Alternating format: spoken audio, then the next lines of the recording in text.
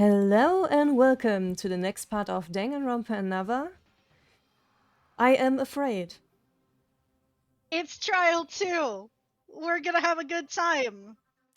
Other than the translation stuff. No, it's okay. We're good. We're not gonna struggle that much, I promise. I'm just kind of giving Rina some shit. Anyway. Alright, let's do it. Let's talk to everybody and get in there. Yeah, I'm very curious who will leave us today. Satsuki investigated very seriously. Honestly, I found nothing. Sorry.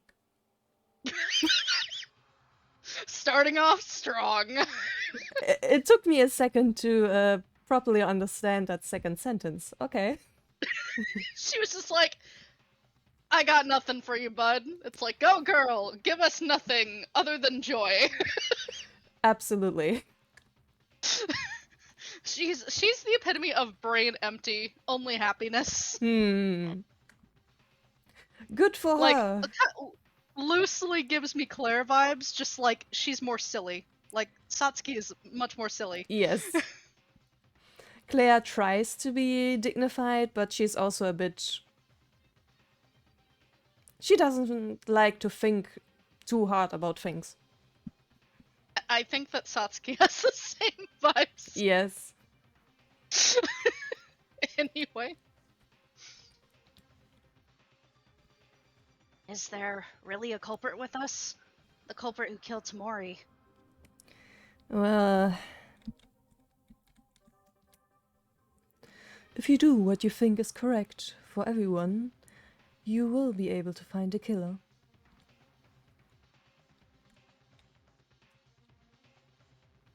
Hey, sorry, I keep getting lost. I can't do this right now. I'm sorry, Akane, but you're kinda suspicious. She's a little sus, yeah.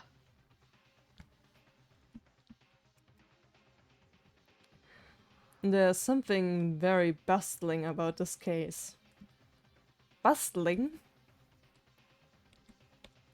Interesting. I think I don't know what was meant to be used there, but like maybe he meant to say abnormal? That could be it. Because that's the only thing I can think of with context that would work. I don't know why you would use that word, but alright. Same as always. Go girl, give us everything this trial, because I feel like you brought us something important. Oh, absolutely. I just need to tell everyone that my leg is fine for now. It would increase confusion if we tell them the truth now. I don't think it's the right time. I'm a little worried for her. Yeah. That's what I'm worried about right now. I'm worried. Something doesn't look right. Something just doesn't seem right with everyone. How long are you going to stay put here? Let's hurry up. I Ray think... getting like on it, she's just like, no, we need to just move our ass. I don't want to just stand here. Yeah, and I think because my throat hurts, I actually finally have the right right range for her. Oh no! Please don't push yourself, God. That felt very satisfying though. Yeah, it did. Come in here twice. I feel like I'm gonna be sick. Ugh, my stomach.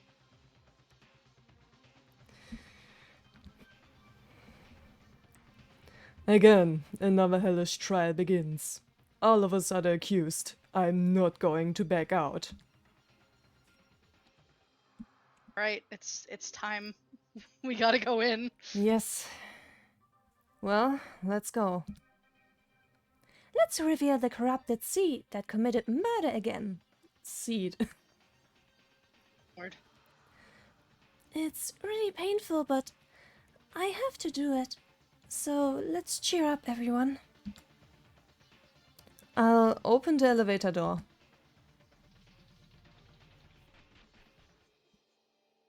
It is gonna be so weird not having Kizuna here because I was really getting used to voicing her. Yeah. That is incredibly unfortunate. The elevator goes down underground with a rattling sound. It was the second time I felt it, but my heart didn't calm down again. There's no guarantee that the culprit will be revealed safely this time. I have to do my best, but I'm a little nervous this time. I could only investigate the power room and the switch room, and I don't even know who the culprit is. Can we really properly do this in the state? Maeda, Kurokawa? Yes? Kurokawa talked in a very small voice in the elevator to me. Her voice was in a whisper, so without realizing, I answered in whispers too. It seems the others didn't hear us because of the elevator's noise. kitchen. I've been to. Knife. One was missing. Oh, really? It seems Kurokawa went to investigate after all. The fact that one kitchen knife disappeared means that the murder weapon on Tomori's neck was brought from the kitchen. And Yeah? never mind.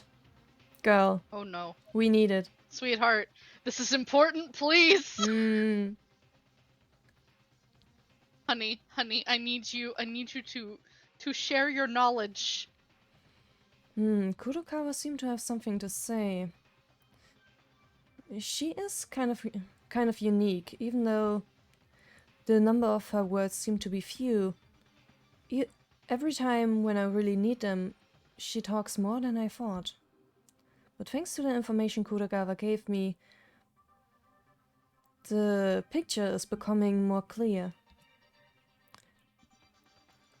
It will be a great help for the trial, so I'll make a note of it. Oh boy. I fucking knew she went to the kitchen. I was like, there has to be a reason Monokuma isn't, like, literally killing her. And it was because, and I was like, the only reason he'd excuse that is for gathering evidence. Like, for someone being late to a trial, because his whole thing of, like, it needing to be a fair trial against, like, the spotless and the blackened. So I'm like, there is no other reason he'd be fine with her being late. Exactly. I am so glad she was smart enough to scurry off and go check. Indeed. I don't know how relevant this fact will be, but something tells me it may be quite significant. I feel like because there's something she didn't share that we might press her again during the trial to share it, because there was something else she wanted to give out and she didn't. And so I feel like if we reach a dead end, Maida's gonna be like, hey, so Kurakawa told me that, but she didn't tell me something else that she seemed to want to say, and I want to see if it's relevant to the case.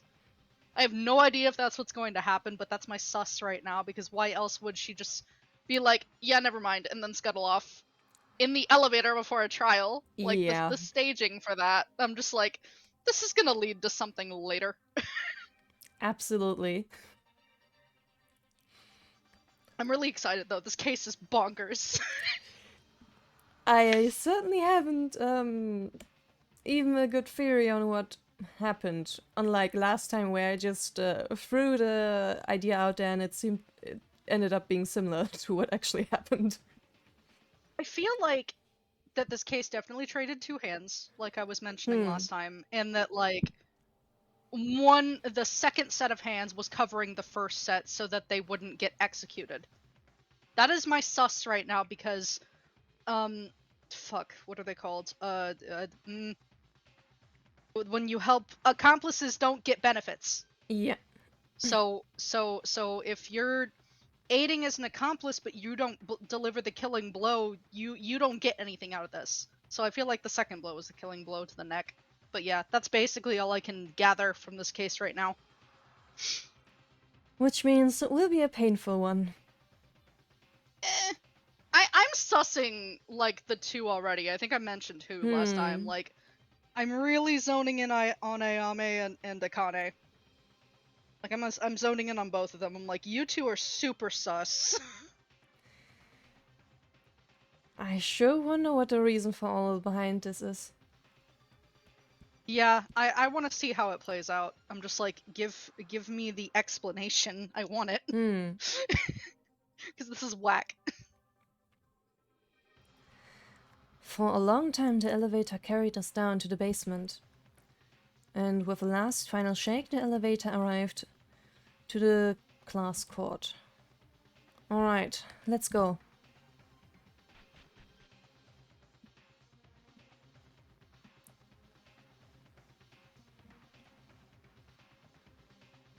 You're all here. Great. Let's start a late night class trial. I'm surprised to have my Monokuma voice this early. It normally takes me a while to build it up. I guess my warm-ups worked. Late night. I see why you're laughing now. Shit. The room looks different than last time. Of course. If you always do the same thing in the same interior, all the tension dies, right? Change. It's the law that we all need. I guess. It's a repulsive room. Yeah, I'm gonna vibe with him on this. I don't know how I feel about the green. Yeah, it's not my favorite, especially not in this quantity. No, I don't like it in this quantity, and also considering what this room is, I do not love that. Yeah. Oh man. Ha! It's Wait, look at this. Let me look at this. This line is fucky.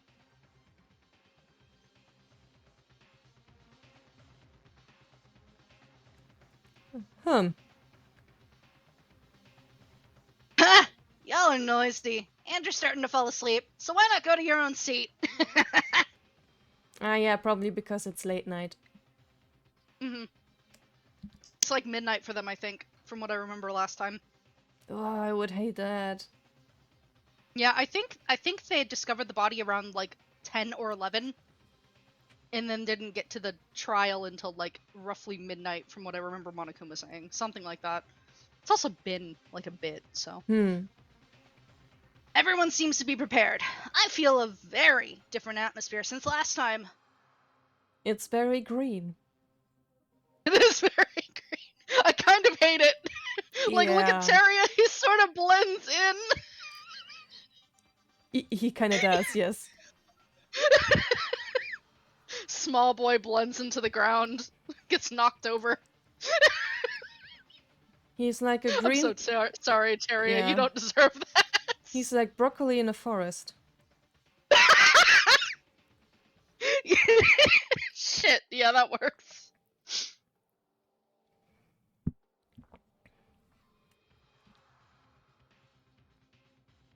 Is this because you went through a trial once, or is it because your trust is falling apart? I actually think I mean- everyone is still doing pretty fine. Yeah, mostly. I like how Maki and Kizuna were right next to each other, so now you see both their portraits there, and that's a little sad. Yeah. Shut up and start, you damn stuffed toy. Hey, I'm not a stuffed toy. I'm Monokuma. I'm not upset or whatever. Even if you rushed me in, I was gonna start anyways. We should finish quickly and everyone should go back to sleep, yeah?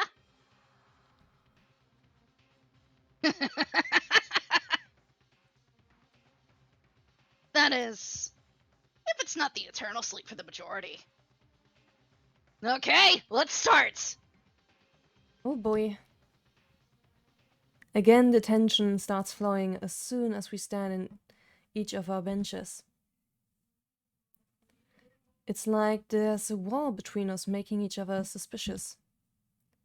And when I stood there, I realized once more that he began again. Tomori, a girl who was a classmate, who was looking for affection recklessly. But at the end, she did open her real self up to us. And it's not like she was bad at the beginning, no matter what anyone thought. Jeez.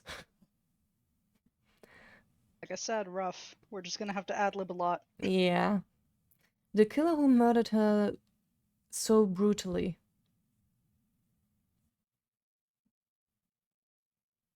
And not enough with killing Tomori, the culprit who committed an unforgivable crime of making Hatano lose a leg with a trap aimed at random. The trial to uncover the killer begins now. The trial that risked her life. A trial that took her life. Oh, we're doing the dance again. The sing-song. Yeah, it seems. I was confused for a second. Yeah. A lie that took her life. A betrayal at the risk of everyone's lives. Giving an excuse to survive. An excuse to kill. Fake trust in our classmates. A life-threatening debate. A life-threatening excuse. A life-threatening trust. A life-threatening class trial. I love how upset dead Mitch looks. It makes me very happy. In that shot. I'm sorry, that made me so happy to see. Gotta roast him no matter what. Oh yeah, thank God. A save like right before we go in. Because I'm just like, if we fuck up too much, we lose all our fucking mono coins, and we have a lot. Yeah. Alright, refresher on the evidence. Yeah, Kizuna Tomori estimated time of death is about 9:30 p.m. Found in the power room switchium on the school's second floor. There is a long, torn wound on the stomach and the bleeding is large. Critical cause of death is a cut through the esophagus by a knife. God, that's like right. Dead center. Like that is the fucking windpipe, so she drowned in her own blood. Ugh. Jesus Christ. What happened here? The floor and the walls of the switch room are full of burn marks. And no matter how you look at it, it's very recent. What was the cause of these? Well, we know that Police Boy and two others were there to put the fire out. Yeah, if I remember right, it was Ayame who stumbled upon the fire. And I think Kinji was there, and then Kinjo. I think they were both there to try and help put the fire out. The glass exploded on the other side, and someone came out from that side and ran away. But I don't think anyone figured out who it was. Yeah. No, wouldn't someone who tried to use that as an escape route not, like, get hurt by the glass? That's the other thing, too. If it, like, you would think there would at least be a cut from the glass or two. Well, okay. I'm trying to remember if the glass exploded inwards or outwards, because that would determine, like, how that fucks around. And also, that window is high. You need to be able to vault it without getting too much of an injury. So, like, that already narrows people down. You need someone who's physically fit to be able to vault out that window and book it, because, like, even Kinji didn't catch who it was whenever Kinjo sent Kinji to go check out the other side. It's not looking good for Ayame, but it would also make sense for her. Like, she was waiting in the front. I know. Well, here's why I'm still sussing Ayame and Akane, right? Akane is physically fit too. Akane could easily vault that window just like Ayame could. But also, if they're close, which from what I gained from the narrative they are, I could see Ayame covering for Akane. Yeah. That's the direction I'm thinking with this right now, because also, if she went in to directly deal with the fire and noticed Kizuna there, Kizuna might have not been fully dead yet, and she would have enough time, distraction from the fire chaos, to be able to stab. I think so anyway, without people noticing. That is my sus right now. I have no idea if I'm fucking right.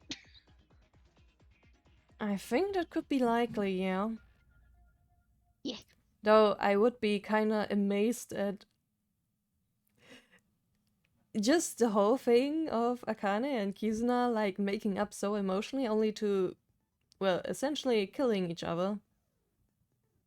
So I got Right? hinted that there's a reason for this, and I don't know what it is, and all I was told was that it is sure something.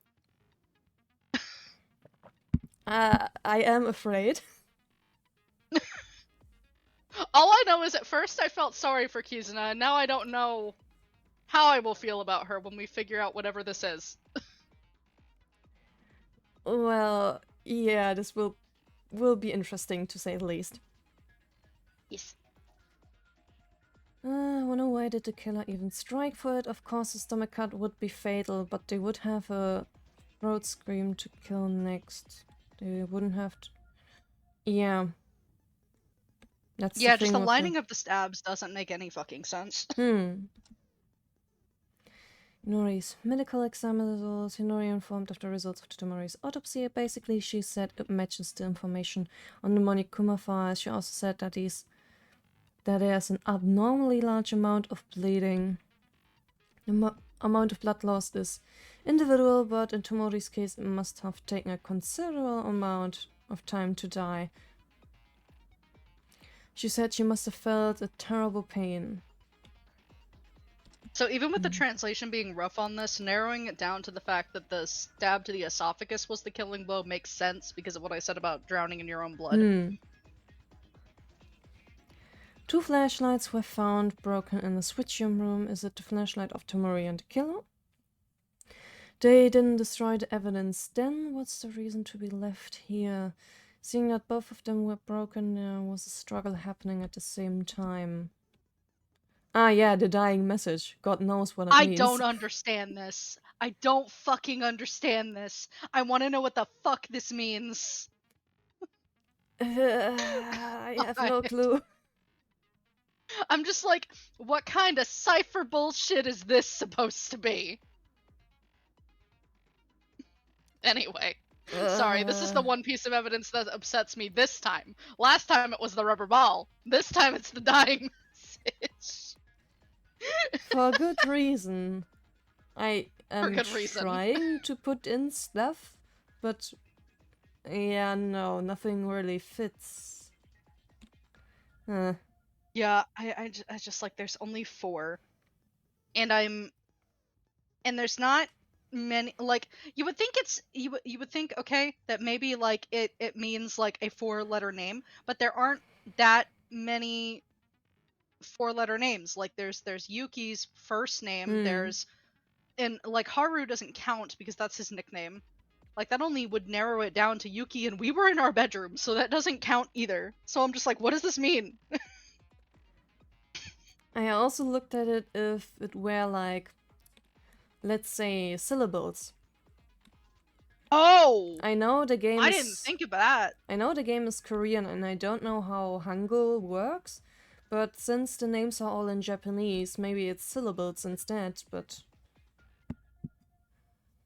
Doesn't work either. Wow, I wasn't thinking about that. That's actually interesting. Like, as an option for if it could be that. That is interesting. I did not think of that at all.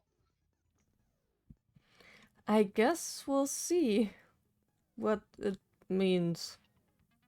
Yeah, from what I noticed from the names in Korean though, is most of the time the first name and the last name are each like 2 characters.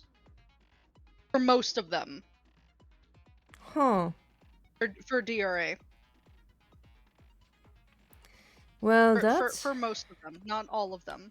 So I'm just like, so when you mentioned that, I was like, well, that's great, but how does that translate into English? If that's what that's supposed to mean. Anyway. guess we'll see. Mm-hmm. Broken glass window. The windows of the switch room was broken. Broken inches fall through. If you leave through there, you can leave the power room without having to leave by the switch room's entrance. But there was a person on either side of the entrance to the power room. They couldn't have avoided being seen while killing Tomori. Even if they got no way out, why would they break the window? There was a person on either side? So, remember what I said that Kinjo sent Kinji to go check it out? So technically, yeah, you would have to pass Kinji in order to run away, I think is what this is talking about here. That depends So on timing then. Yeah, it does depend on timing. It also depends on how fucking fast you are. I do remember, I think it was Kodakawa that said that it was, no, I forget who said it, but one of them said that it was that the smoke was too thick that someone did pass them, but they didn't see who it was. That could also be it. I just don't remember which one of them said it. I just remember one of them saying it. Either way, the killer is pretty good at stealth. Yeah. You would also have to like know your way around this room too, which like that already raises questions because they just found that room like a few days ago, if even that. It's really sussy. But I can't think of anyone who would have some special knowledge about the power room. No, I can't either. That's why I'm like, what is this? Yeah. The fuse line is located along the wall of the switch room. The middle of it is burned and there's traces of it being wet. It seems that this was the cause of the fire inside the switch room. Probably the culprit was planning to lit a fire with the fuse. What is the reason for it? Yeah, Okay, so it was an electrical fire. Hmm. I had like guessed that last time that like I don't know why a fire would start in here other than an electrical fire or like someone intentionally starting one, and we did find a lighter. So there's that too. But it's just weird. A large piece of a man-sized cloth is placed on a corner of the switch room. It's been checked and there are burn marks in several parts of it, and it's bloody as well. Was probably for the purpose of stabbing with the knife and not having blood on your body, I guess. Good thinking, Yuki. Oh, okay. Yeah, that is a yeah, that's a thought. Like trying to keep the blood from spraying on you. Just if this was used on the stomach wounds, you don't really get a spray there. Like, yeah, you get a leak, but I don't really think you get a spray from a stomach wound. You would get a spray from the esophagus wound for sure. Yeah. Because, like, from what I remember about, like, throat wounds is basically, like, there's a pause, and then it fountains because of the blood pressure. There's, like, a very brief pause upon the initial wound, and then there's basically, like, it just sprays out because of the blood pressure since it's so close to the heart. So apparently and a lot of brain circulates to the brain. So apparently splatter movies are right. Mostly. They used to be a lot worse about that accuracy, but they started getting a little more accurate over time about that. Also, what's really interesting about that kind of wound is, did you know that if you get decapitated, you have visual for like at least, I think it's either 10 to 30 seconds afterwards. I mean, it makes sense. The brain wouldn't just immediately die. Yeah, I know, but it's so weird. I hate it. So much for I hate this information. So much for humane way of killing, eh? Oh my god, yeah. When you think back in the day, all the fucking guillotines. Hmm. Jeez. Oh god. Well, they all got a nice view of the people cheering for their death, I guess. That's so fucked up. And probably saw the other heads in the basket as well. Yeah, in the basket. Yeah, fuck. I forgot about that. I hate that so much. Mm, I don't know, I don't think it would be my favorite way to go. No. No. There are so many other preferable ways to die than that. Yeah. It was... There's a lighter. Yep. It was found covered in a bloody cloth. The small lighter with the firepower size of a finger. It will be enough to it would be enough to cause the fire. If so, the switch that triggered the fire was caused by this lighter. That could be possible. Ah yeah, the secret message. The motive Oh yeah, this one. Which we will probably get blamed for or something. Yeah, I feel like this is a red herring for like I feel like this is intentional framing. Yeah. Because if there's a burned note about Yuki, why would someone go through the effort of burning it other than himself? People would try to redirect that on us, even though our alibi is that we were literally in our room at the time of the body announcement. It wouldn't be surprised if if it was one of the first arguments, or whenever the alibi comes up. The motive that Monokuma shared with us 2 days ago. A piece of cloth was covering it with a lighter. It burned. Almost everything's burned off. The contents of it cannot be read properly, but with some letters you can see that it's a secret note. Why is my secret note on the crime scene? Yeah, you should be more worried about that actually, bud. Yes. Blood marks on the entrance side. Blood smear dropped on the switch room towards the entrance. Tomori died deep within the switch room. The fact that this blood goes towards the entrance means that the killer ran away urgently injured.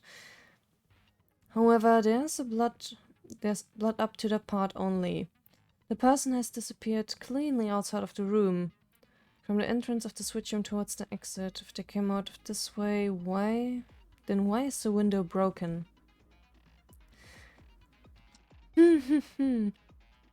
See, yeah, this is the other weird sus. It's very weird placement of all of this. Yes. The switch room has a wire trap installed on the entrance side. It's so sharp that it's difficult to touch with your bare hands. And this was how Hatano hurt her leg. It looks like the killer installed it, but what's the reason? Wasn't the killer only aiming at Tomori? Hatano was investigating a black object at the entrance of the switch room. She stopped after getting caught in a wire trap and hurting her leg. Is she okay? It's hard to say that the killer targeted Hatano. If it wasn't for her, what was the purpose of the wire trap? I am very curious about this too. What the heck is with the wire trap? Yeah, I'm still trying to figure this. This is the piece of evidence that I'm like, okay, the dying message is weird, but what the fuck is this for? Like, okay. It'd be kind of hard to fucking like take someone out with just that, but also like, it was protecting a piece of evidence. So I'm also just like, what? Why? Why is this here? What is the reason? And it would only work once anyway, so... That too, and there's several of them, so I'm like, did you aim for a specific person, or is injuring yourself a cover-up? I don't know, because I'm just like, this one piece is the part that weirds me out about my initial sus of Akane and Ayame. Because I'm just like, it seems unlikely that Ayame would hurt herself, but also we can't access any of the free time events, so I don't know a whole lot about her personality. But I don't think Akane would hurt her either. Because they're close. Yeah. So it's just weird. Like, this piece of evidence is weird unless it was someone else. Like a third party, but even then that doesn't make fucking sense. I am very excited to find out what the heck this is about. God. Yeah. This is what Hatano was trying to investigate when she was injured. It's hard to see properly, but it's a flashlight. It appears to have been caught in the fire of the switch room. But if you have a flashlight, there are already two inside. It was placed as... Why would it have burned without breaking? How? Prior to that, the flashlight in the switch room came with Tomori and the killer. Who was using the flashlight? This flashlight then? Phew. This is another reason why I think it's changed 2 sets of hands. Is there's 3 flashlights. One of them obviously belonged to our victim. The other one belonged to the first person who assaulted our victim, and I feel like the second one belonged to the person who either delivered the killing blow or the first murderer. And I have the 2 flashlights confused. But even then, I'm just like, why? If you the part I'm not getting is why dispose of the third flashlight? Like, why is this damning evidence? Other than, like, why do you have one in the first place? But also, like, flashlights are useful. I don't understand how this is damning evidence. Maybe Ugh, because so weird. it reveals that the third person was there. But Yeah. But I would think there are better ways to dispose of it than burning it outside the room. Yeah, I feel like what would be fucking easier is, like, just leaving it in your room, because no one can go in there. And no one would know that it's evidence unless, like, they saw you with it around the time that the murder happened. Yeah, and unless they never had a chance to go to their room in the first place. See, now that susses out everyone who was there at the site of the fire and who discovered the body. That makes everybody who was at that site a suspect because they didn't have time to go back to their rooms. It also makes Ayame even sussier. Yeah, I know. That's why I said that. I'm like, wait, yeah, that lines up. And now, like, you saying that, it's just still weird that if Ayame set up that trap, that she hurt herself. Yep. It is that's weird to me. It is absolutely weird in every possible way. Unless that, like, she doesn't have the intent of surviving the trial. That is also something.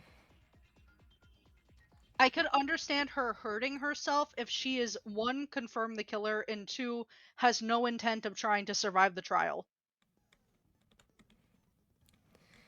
Then it makes sense to me. Yes. But if she has the intent to survive the trial, then it would make no sense for her to hurt herself. However, even if she was planning on, well, not surviving the trial, then it's still a bit excessive to hurt herself like that. Especially if, like, the other thing is, like, why take the suspicion off yourself if you don't intend to survive? Yeah. This case is weird. Yeah. The only thing that makes sense to me is if she actually hates her talent, but she didn't really show signs of it. Yeah, she hasn't shown signs of it, so that would be, like, game lore or something that would come out from this, and I don't know. It's weird. Hello, Akane. I asked Tyra why she wasn't in a student dormitory during the nighttime broadcast. At the time of the incident, she said that just before nighttime she was cooking in the kitchen and smeared some oil on her clothes. Surprisingly, you sure made a sloppy accident, Tyra. Well, See, that's also weird about her testimony too, is that she's the ultimate maid. and also if she was that long in the kitchen, then she will definitely conflict with, like, Kurokawa. Yeah, she one, not only is the ultimate maid, but two, she's the only one confirmed to have been in the kitchen to acquire that knife. Whew. Not looking good. This is so weird. Kinju told me what happened at the time of the incident. At around 9 o'clock, Hatano shouted that the switch room was on fire. He grabbed the fire extinguisher and extinguished the fire from the outside. There was a sound of glass breaking, and when he entered, he saw Tomori's body at the end of the room. The order of people who discovered the body was Kinjo, Hatano, Mekaru, Uehara, those four. Taira and Kurokawa came after Monokuma's announcement.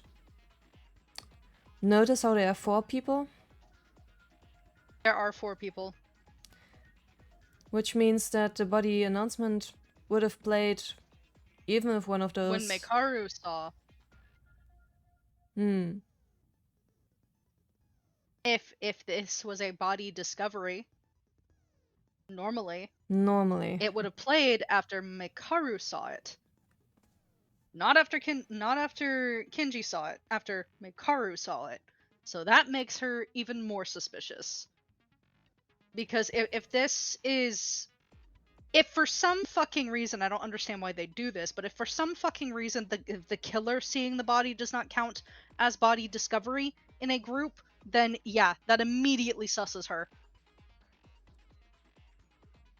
Oh boy. Window fragments. The glass window at the end of the switch room was broken. According to Kinjo, the side where Tomori was dead was on fire, and the window was broken while extinguishing the fire. Was it the killer who was inside the switch room breaking through the window inside the smoke? However, in Kinjo's words, he said that it felt wrong, that it's too neatly broken. Yeah, that's the other weird thing. It's like it was broken intentionally.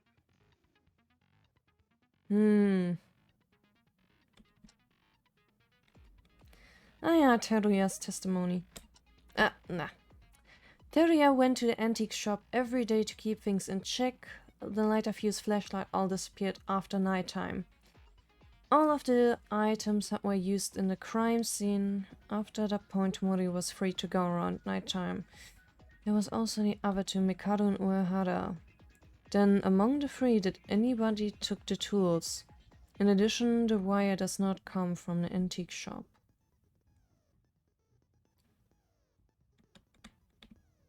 Well. That where the fuck did the wire come from? Where did it come from? I need to know.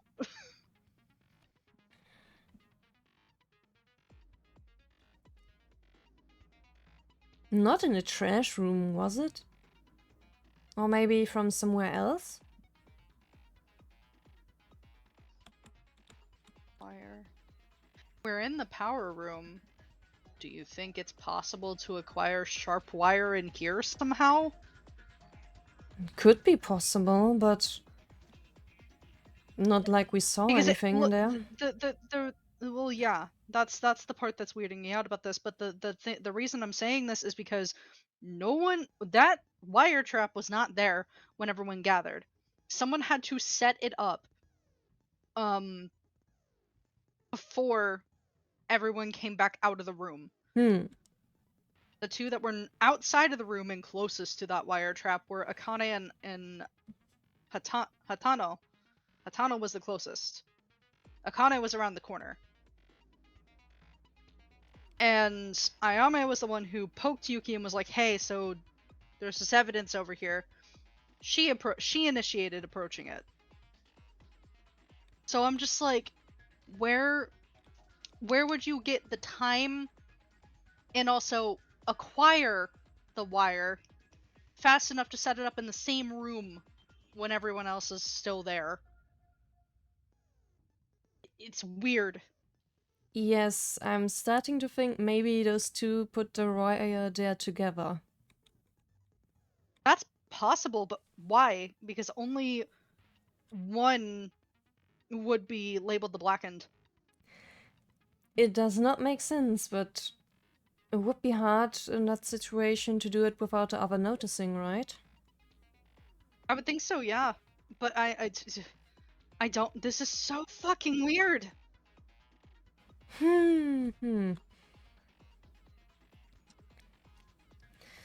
Kudokawa's testimony. Kudokawa went to the kitchen and saw that one of the knives was missing. She mentioned the knife used to kill Tomori came from that place. The killer was near the kitchen last night, and it's most likely they arrived very recently and left.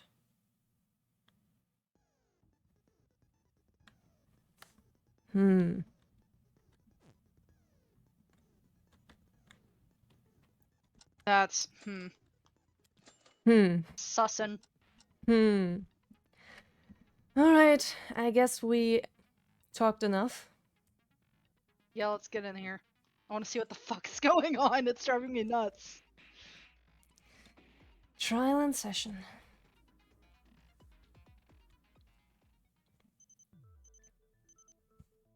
First of all, let's start with a brief explanation of the class trial. The outcome of the class trial is decided by your votes. If you point out the blackened, only they will get punished. But in case you point out the wrong person, I'll punish everyone except the blackened, and the one who tricked everyone else will graduate from this academy. Yes, thank you, Zeffy. Thank you, Zeffy. Thank you, Zeffy. God. Sorry, that was funny. I did not expect. Yeah, this was quite the surprising placement, yeah. Just like brief interjection. Hey, so I translated this for y'all. Fucking appreciate me. We do. Thank you. Looking forward to your work in the remake, though. We will ignore this, but yeah. Finally, the second class trial has begun. There's no such thing as being used to this atrocious game. I'm actually more anxious than last time. Well, understandable. As you should be. But if I'm afraid here, then it can't be helped. As we did last time, let's think carefully with everyone together. Now then, first... Wait a minute. There's something I want to ask first. The queen speaks. Yes. Oh my! What's the holdup? What are you gonna ask? Last time it was my first time, so I didn't question it. But now that I think about it, I believe I have to ask this now. The body discovery announcement.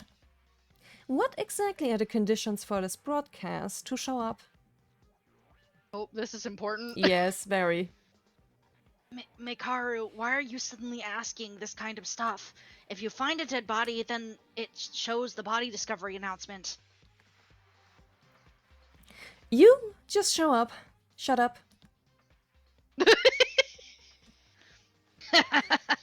I see. After all, it is Mikaru. The one who paid attention to that? Alright. Well, it's kinda very important. It is extremely. I think it literally determines this case. Yes. Even so, it is basically as Kabashikawa says. When you find a body, I broadcast it. Only. When 3 people see it, at least 3 people have found a body, then the announcement will show up for everyone. There were 4 people at the scene. Yes. There were 4 people at the scene.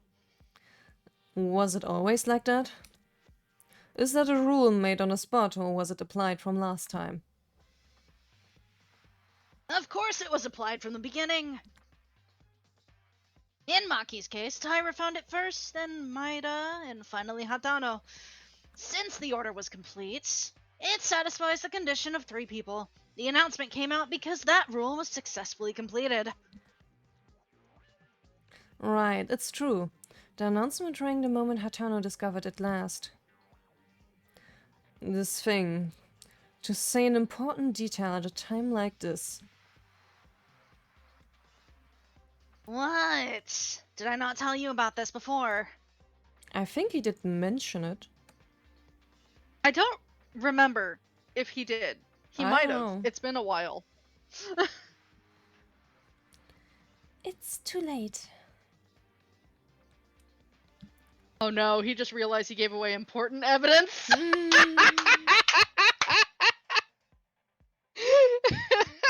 Well, well. Ah, crap. Well, you know, when people live, they forget. It's like that, right? Oh, I'm not human, but a bear, so it's okay. Sure. Okay, when more than 3 people find a body. The found criteria does not dwell on time, does it? For example, a week passes after the initial discovery, then the second one appears. And even if the third discovery appears another week later, the broadcast will also ring. Yeah, time doesn't matter at all. When the first 3 people who have seen a corpse in any way, the announcement will sound the moment the third person discovers the body. Mikado, I know it's fine to check the rules, but is the condition of the body discovery announcement important enough to ask? Yes. Why are you the one derailing this? This already makes you more sussy. Oh boy. Wouldn't our main purpose now be to find the culprit? Oh, she's doing exactly that. Keep quiet. I'm not over yet. Now then, Monokuma. This is the most important question. That would be a witness to the crime includes the culprit. Oh? Oh, I knew she'd bring this up. Huh? I've asked a question. Won't you answer? You asked, do the witnesses include the culprits? He can't answer because then it puts them in a hot seat. I love this. I love her. Hmm. This is so important. But it would put the culprit at a disadvantage, so now he's like, fuck.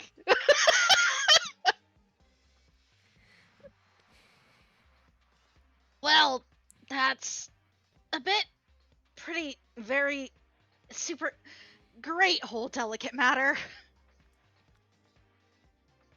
I see. Even with a sharp sense. It becomes a problem. Okay, I'll tell you this in this particular scenario. Depending on the characteristics of the case, whether or not the culprit is included in the body discovery will be decided at the end of the trial. Dude. So he's basically just like, figure it out on your own. He's like, I can't answer you. That literally gives it away, Monokuma. Yeah, he's being a bit very obvious right now. He's just like, fuck, I can't properly answer this question because of this case. Shits. Mikado got him. Oh my god, she just knows the answer now. Everyone else is too dumb. She just knows. She knows who it is.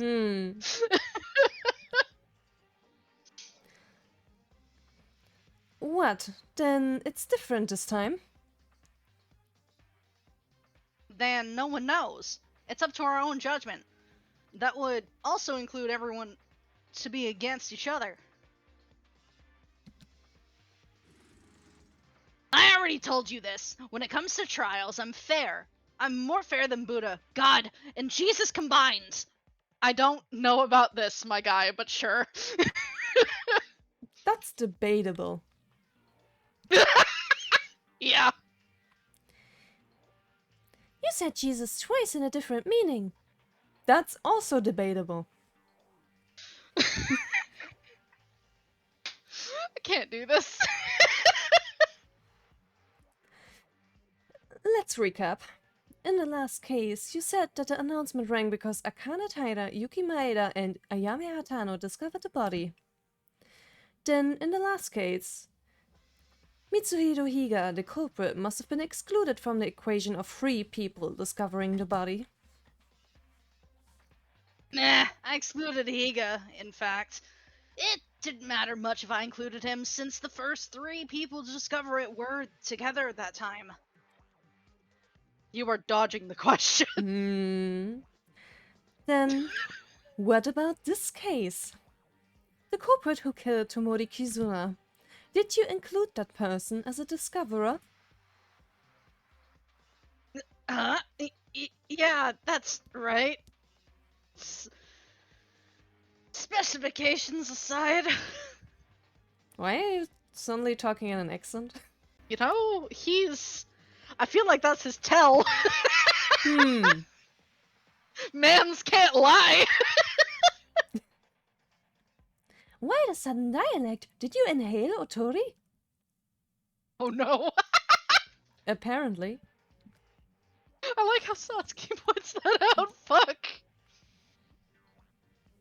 What? My dialect? It's not that awkward. I mean, I have to maintain pronunciation.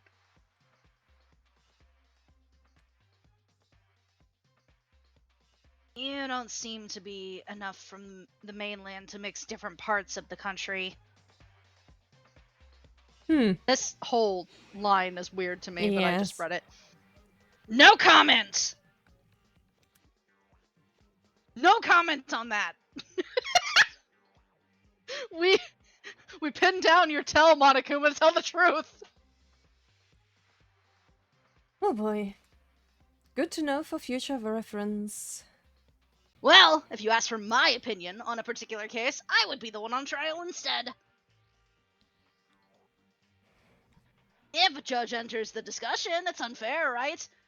You are giving away your answer while trying to be neutral. Just so you know. And also, like, doesn't a judge enter the discussion? I think what he's basically saying is, I'm an observer. I'm not supposed to contribute. Stop asking me important questions. That would be a violation. You're also evading the answer. Fine, just looking at your reaction makes me think that I touched a sensible topic. Nope, I don't know what you're talking about. What the hell is Mikaru talking about? Somebody let me know. Jesus. You are so bad at this. How are you a mastermind? Mans can't fucking lie! I mean, he did say before that he doesn't lie. Like, he said it before. So, wow. Well, that does it for the mischief to this point. And let's go on with the trial soon. Did you know that 12 o'clock is already passed already? You're up too fucking late. Originally, I was going to start right away, but Miss Mikaru sounded weird, and it's late now. Anyways, let's go. First, start with the arrangement of the case. Please begin the discussion. Thank God, Monokuma, stop talking. Why did Mikado ask such a question? I have no clue what she's thinking. I'm curious, but now I have to focus on the trial without thinking about anything else. Time to arrange the scene. Let's gather everyone. Yuki, you already know she is the smartest woman on the cast. You should be thinking harder about why the fuck she asked that question. I hate to follow Monokuma's words, but we need to begin with the case. This is the topic at hand, because the people on the dormitory side at the time of the situation wouldn't know the details of this incident. Oh, right. What happened to them?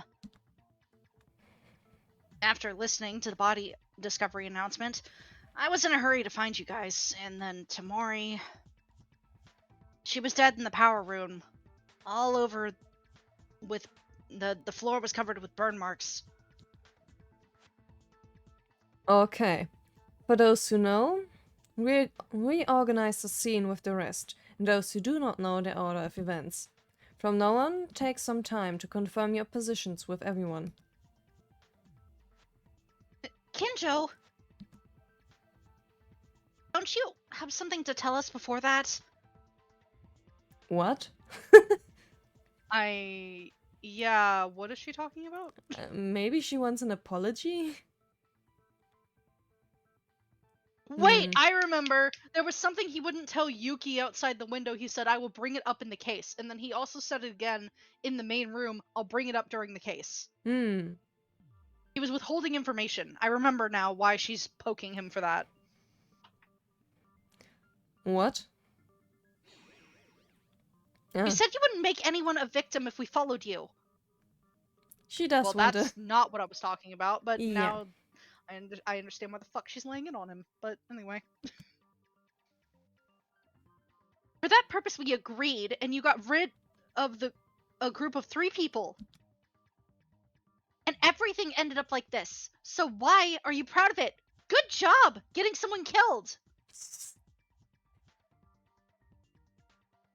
This is not very productive in this case, but it is entertaining.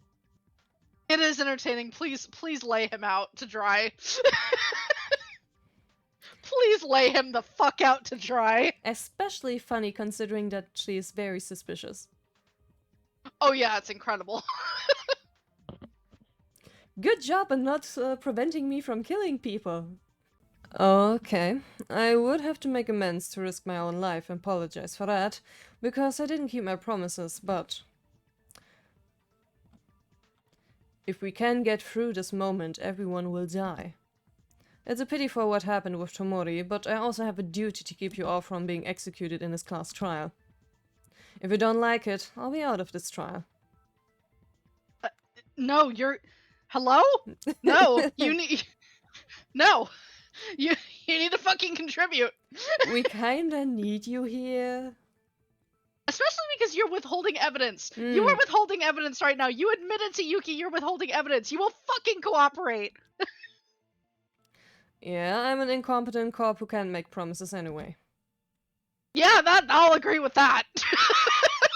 Finally self-aware. That's enough. Everyone is on edge. Think about other things later and focus on the trial for now. Yes, Akane. I know your heart, but let's finish this first. Yeah, and Kinjo, I didn't mean to lay you out to dry. Sorry. I'm having fun ad-libbing with her. I'm sorry. Please continue. It's fine. Then let's begin sorting out the case step by step. Well, you know I won't say it anymore, but... I won't help you. Understand? I don't need you because there's Kinjo with us.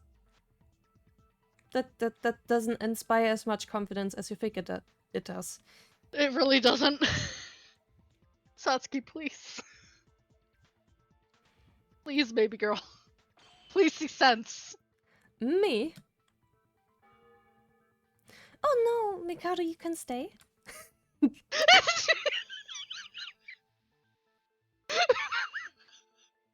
I really appreciate her. She's fucking growing on me. The speck of light between conversations. Yeah. Don't let me do everything. We have to do it together. I said to myself, even for a dead guy, you must understand the truth of the case yourself. Ooh, Alright. Then let's begin.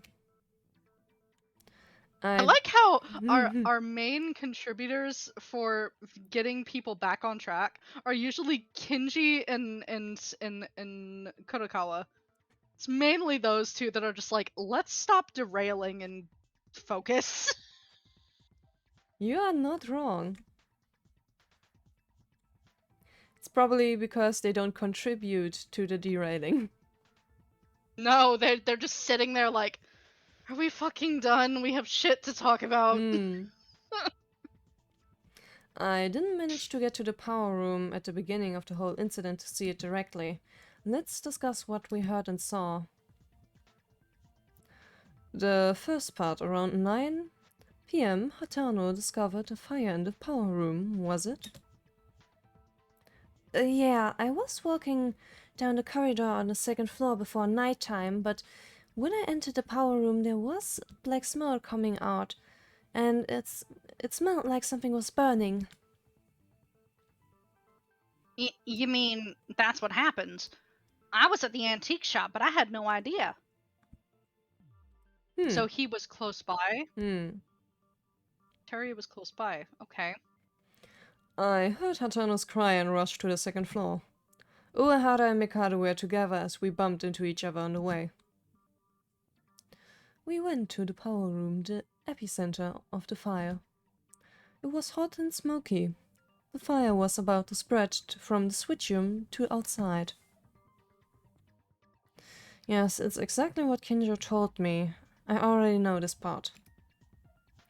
What did Uehara do soon afterwards? Obviously the fire extinguisher. Yeah. Because we did discover a fire extinguisher. Use sand. And also Where there's did one... you get sand from? I don't... I think these are just like red herring options. So you brought the fire extinguisher in the hallway on the second floor to extinguish the fire, right? Yeah, that's correct. By the way, how does Maeda know that? The ones in the area where Kinjo, Uehara, Mikado, and me. Why are you asking this question? She's trying to cast suspicion already. You're being a bit aggressive, girl. That's super early to be aggressive, too. Man, I would just shut up. I would be that person that is suspicious because I don't say anything. Yeah, me! I would only speak up when something ridiculously wrong is said and no one else knows the answer. Then I would be like, if someone said something completely outlandish and stupid and people were starting to go with it, I'd be like, are y'all fucking dumb? And then I'd say like, wouldn't this be more likely? You are a more cooperative Mikado. Yeah, I just can't stand idiots though. Like, I don't have the patience for them. So I'd just be like, oh my god, no, we're not doing this. I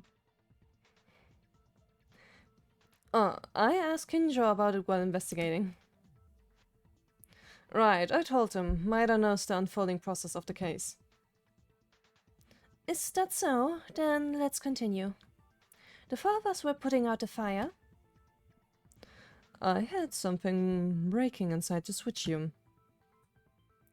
At that moment, Kinjo looked at Uehara and asked to see if someone was going out of the power room door, and the other three, including me, went to the switch room inside. And there... Tomori was dead. Yeah, at that point in time, the body discovery announcement came. Taira and Kurokawa arrived to the power room soon after. Okay, from here on, our dorm team has joined, so let me speak. When we arrived, the fire had already been extinguished. After that, like last time, Monokuma handed out the file and put us on time to investigate. Right, from here on out are the things that I've seen with my own eyes. Right after I examined the switch and returned, that happened. I think that's the injury, because it's Yeah. after we investigated.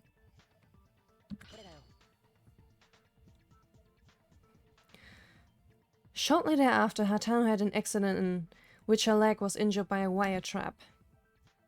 That's what happened? Yamaguchi said it before in front of the elevator. Didn't you hear? Dummy. Ayame, it's really okay. It still seems to be a little. I think this is supposed to fucking say, like, you don't seem well. Okay. Ayame, are you really okay? You still don't seem to be feeling well. Oh, no problem. It hurts a little right now, but it's not a major injury, so we can treat it properly after this trial. Isn't that right, Inori? Ah, yes. Well, you don't have to worry. Please continue with the trial. Oof. Is she lying? Ayame has Inori lying? Please. Well, they did tell Maida that she's not vibing. Like, she's in worse for wear shape. Yep. And so now only 3 people know that, and everyone's in just like, but we can't detract from the trial. We have to focus. It's just like, yeah, but also fuck. Ah. You, that leg wound. Is this an injury more serious than expected? Oh, too smart. Too smart. What are you talking about? Didn't she say it was okay? Even pretense is useless. Do you think I can't read other people's minds? Go off, queen. Boy. You, that incompetent in the doctor, the atmosphere of you three, it makes things clear that something happened. Shall we guess? Let's see, how about the leg injury that's so serious you won't ever be able to use it again? What?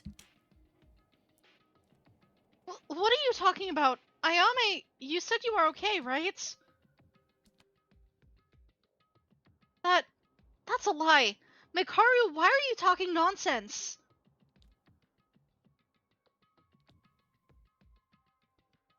Hey. Sorry, I thought you might be worried more, so I decided to keep this a secret with Hatano. I lied, I'm sorry. Inori, no! Is it a lie? What do you mean? In reality, Hatano's injury, the moving muscle tissue, the most important posterior tendon, was amputated. Without luck, it's a serious injury, and she might have to wear crutches forever. What? Why was she saying she's okay if she was lying about a serious injury? This is the most important trial of all our lives. Every detail matters. You're I surprisingly... mean, yeah, but this doesn't exactly go with the case. It does. He is surprisingly detail-oriented for that, though. Yeah, like, okay. The wire part goes with the case, but not how serious the injury is. Sorry. Because of that, Hatano and I thought it was so we could avoid to burden you guys, but I'm so sorry that Hatano tried to pretend to be okay, so I am so sorry. Ayame, this isn't true, is it?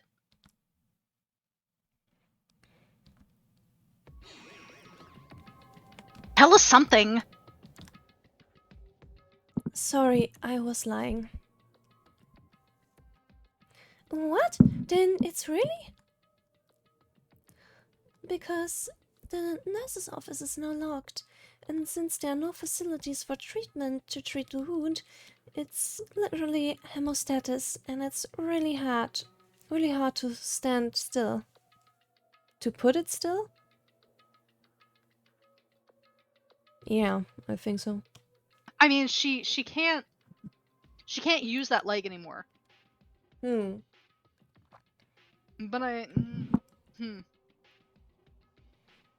isn't that too much for her? Ayame, shouldn't you get treated quickly? You need to get healed, and the trial can come later. Hey, what are you talking about? What's more important than the trial? But Ayame, she can't even run anymore. No, I'm sorry, but I agree with Mikharu. Whether your leg is crippled or cut off or unable to walk, if you don't win the trial, you will die. Then it's more serious than what you mentioned before the trial. I lied that I was okay with this. As a result, I caused even greater confusion. I'm sorry, everyone. You don't need to be sorry. Can she be let go? At least to get proper treatment? Unfortunately, no, because she's a prime suspect. No, it's absolutely forbidden to leave the court during the trial. If you're worried about Miss Hatano's leg, you'll have to finish your trial first.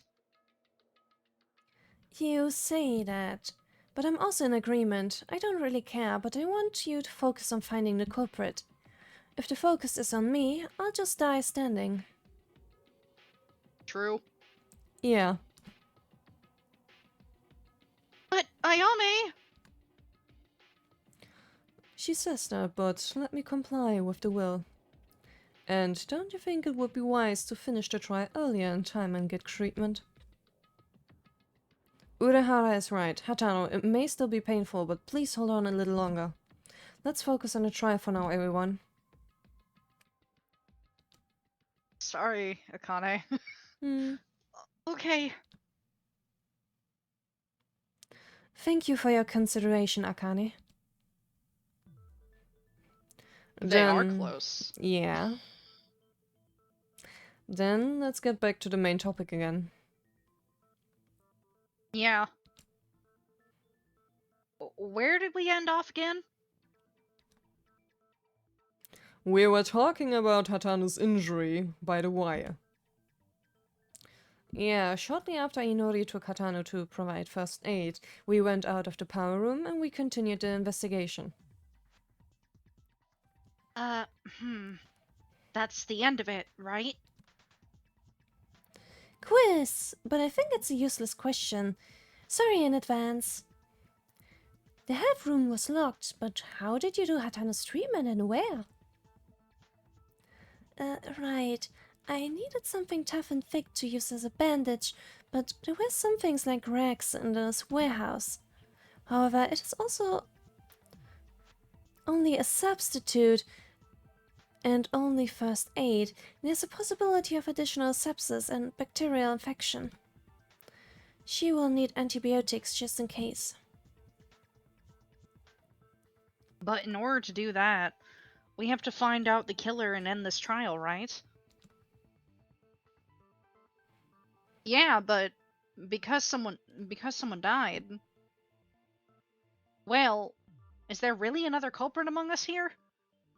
Yes, Little Sunshine Child, there is. A killer who stabbed Tamori? Now, why are you doubting it for? That's for sure. But if you point the killer gets executed.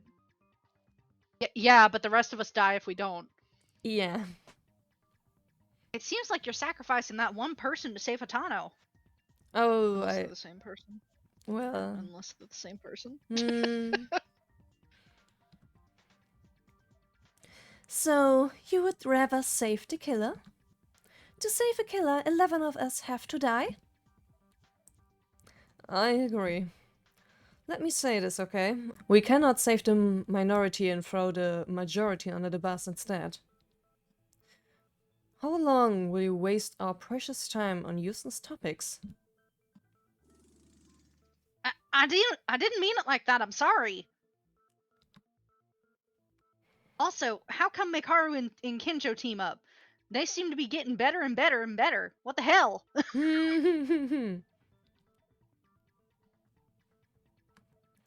I understand Otori's feelings, but is it okay? I feel the same way because in the end it feels like whether or not we point out the killer in this trial, someone will be killed anyway.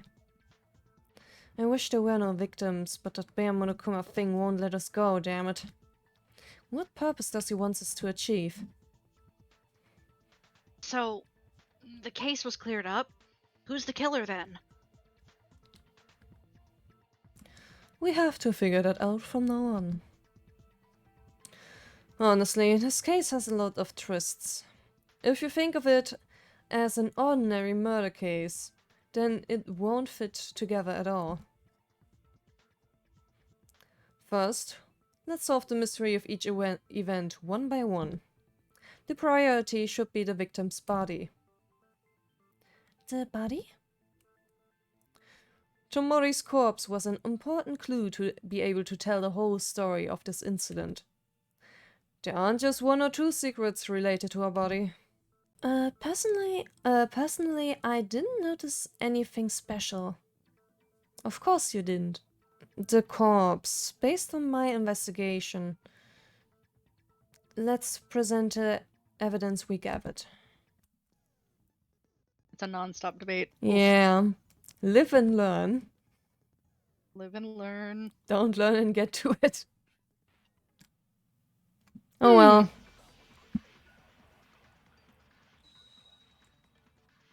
Oh boy. Good, the bullets are translated. My other concern was that they didn't translate the bullets. That would be terrible. What clues does Tomori's body have? I don't remember well. The knife was on her neck.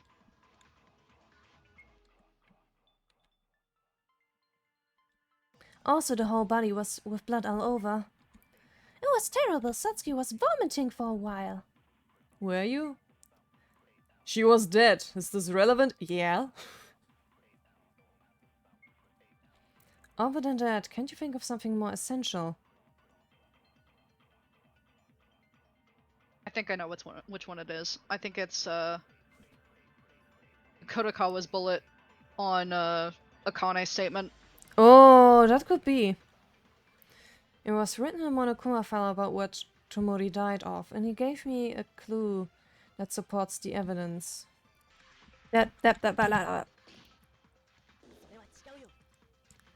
Why the pause? You scared me. Listen, Yuki's a little shy.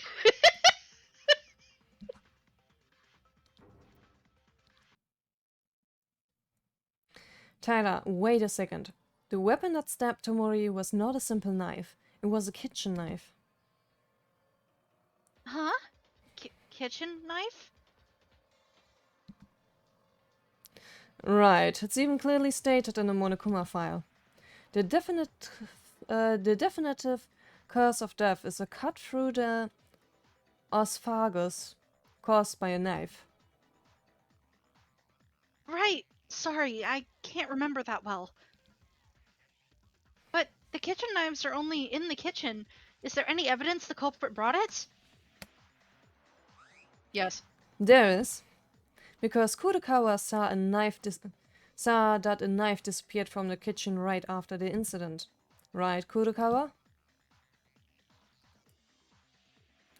At least acknowledge your own evidence, girl. Maybe not. Please. Sweetie. Yes? Okay, there we go. Too slow a response! So, the killer brought the kitchen knife out of the kitchen?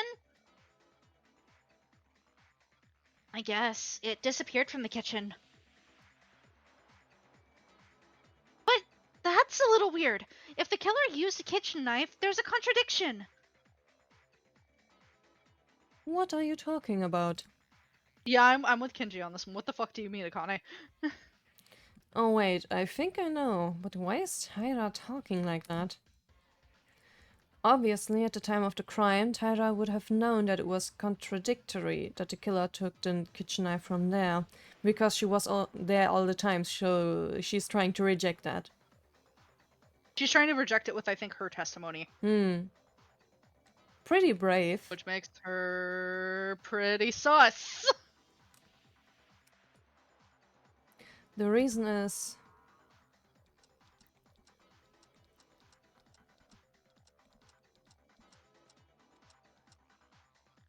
Go girl, paint a target on your back.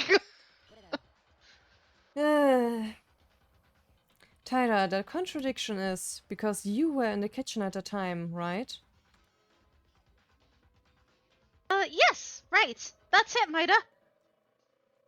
Very smooth. Sweetie. What? But what does that mean? Mikaru, didn't you say you weren't gonna meddle? I mean, she's staring at bullshit, so she has to. Yeah! She is. She's just like, these dumbasses, I have to point it out. I said I wouldn't help, but I didn't say I would not raise a question, asshole.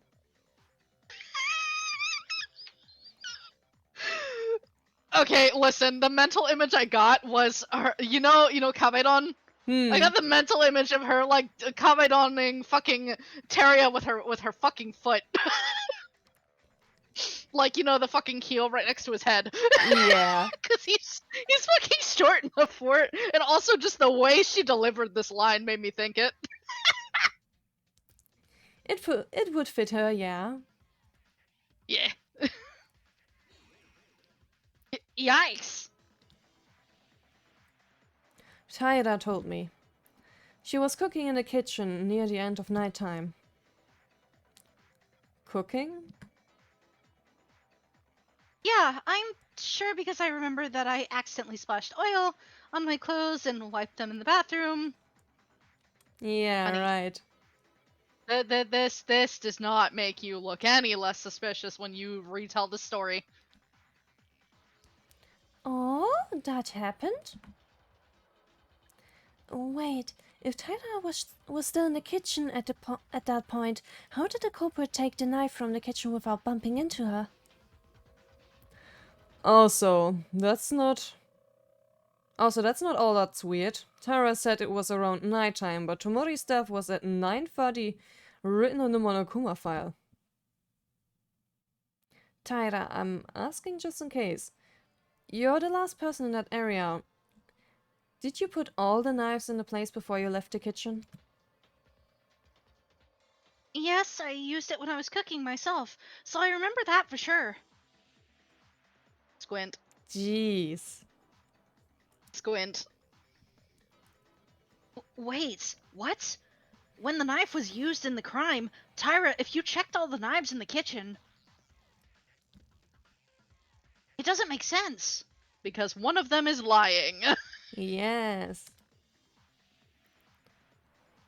That's why it's called a contradiction. If you think about it, do you think it's not a kitchen knife then? Then where did the other knife go, eh? Honey, where would you get one? Where'st? You're the only one who, like, checks the fucking antique room. So if there was a knife in there, you would notice it missing. The storage room, I doubt, has knives. Where the fuck else would you get one? Sweetie!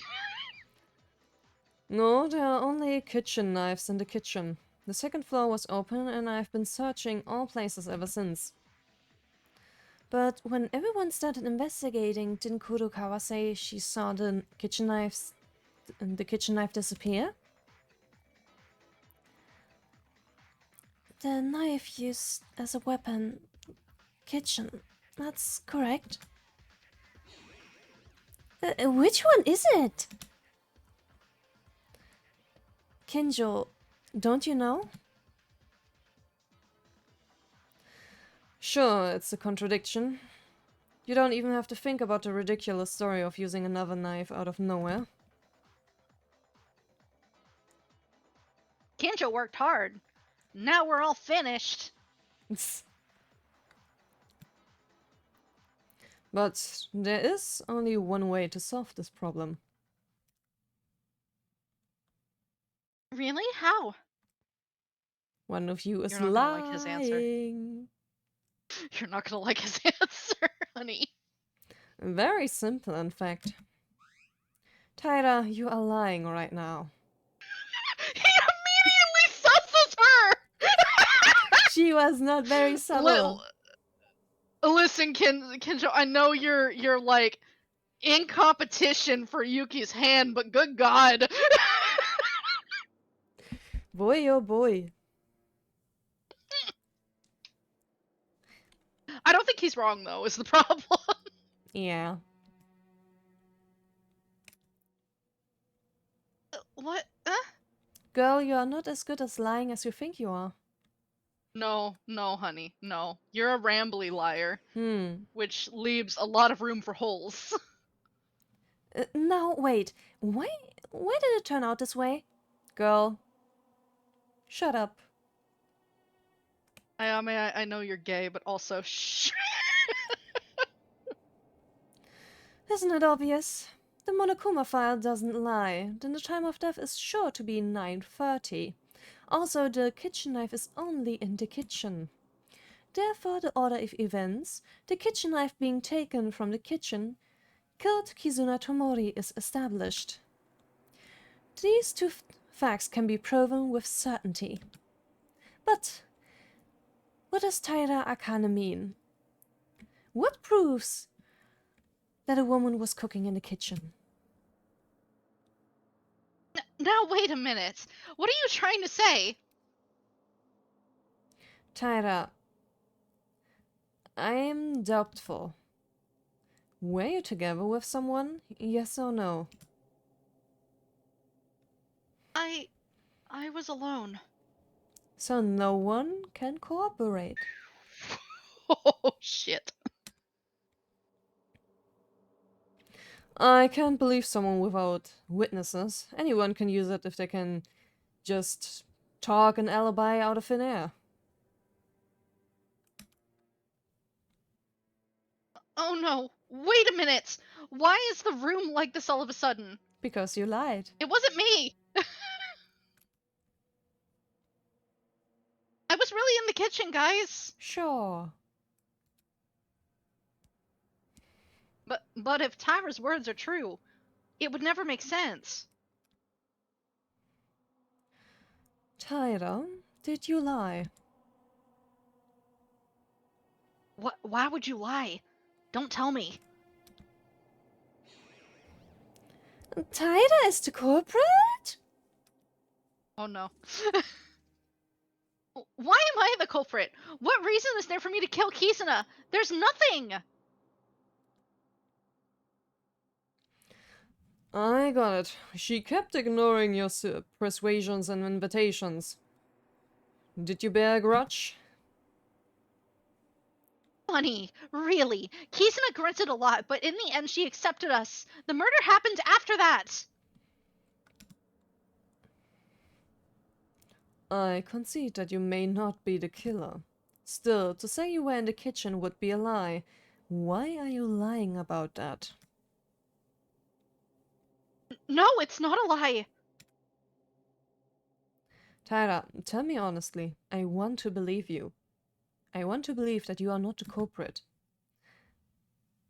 So then, why are you lying to us? Whoop! Girls, I know you two are close, but... Please! What are you two doing? Oh, they're so sus, Rina. Yep. They are both so fucking sussy. I'm holding them in my hands and I'm like, you're both sus. Wait, I can't tolerate Akane being the culprit without corroboration. But I'm not trying to blame her. It doesn't make any sense if Tyra's words are true. No, there's a case where Akane's words can be proven to be true enough. What? It seems you haven't realized since you don't... Let me show you. The fact that Akane never lied. Big words. I It is also... big words. do I remember the controls for this minigame? Oh no. But I think it will Shit. explain them again. I would hope so. It has been a while. Yes. Also, this minigame sucks. It's alright. It's not the worst. Yeah. From now on, Counter Agreement Showdown. I think it had a better name than that. Will take place. Counter argument. Yeah. I think it's counter argument showdown. Wasn't there a shorter name for it in the main games? Yeah, there is, and there's a shorter name for it in SDRA too. I just can't remember what it is. It was with... Oh. I had it for a second and it went away, but if I remember it, it's notoriously one of the worst. It's notoriously one of the worst minigames in 2. Something with shutdown? Because it's finicky. Rebuttal shutdown. That's right. It was rebuttal shutdown. Much better name. It is, yeah. I actually never had problems with that minigame. Oh, in STRA 2, it's a bit of a mess. But I also had like Vita and I had a touch screen, so yeah, that would make it much easier. With 2's controls, it's like really finicky. Like the sensitivity is really high, so you can overshoot it pretty easily. oh boy. Yeah, it'll be fun because there's one for every case. Of course there is. Would you like to hear an explanation? Yeah. Live and learn. Oh my god. The shutdown is a debate against a person who has objections to the player's opinion. The disagreeing character continues to speak out and press the adversary.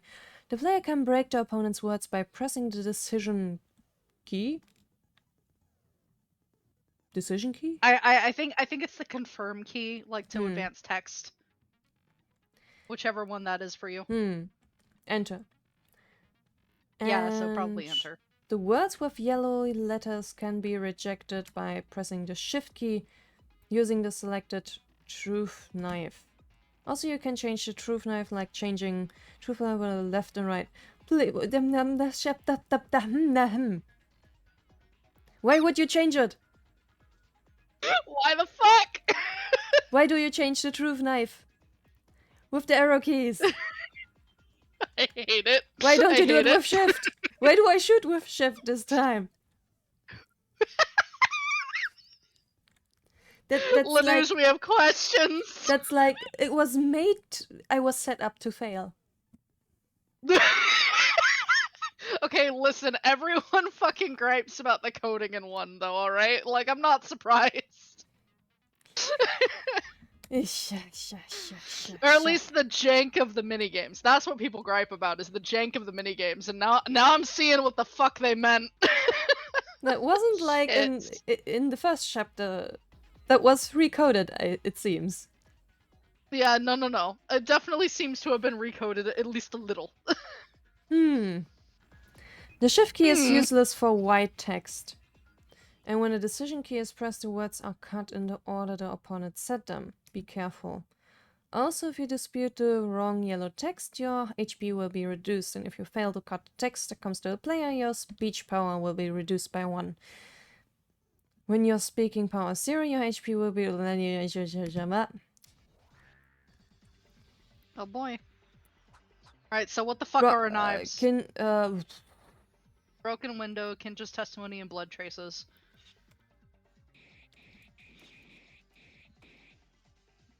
Or he died in the kitchen. And it's simple as soon as the is 9:30 p.m. it's probably like Can't use the knife before that. okay, probably Oh not. no, Yuki, no!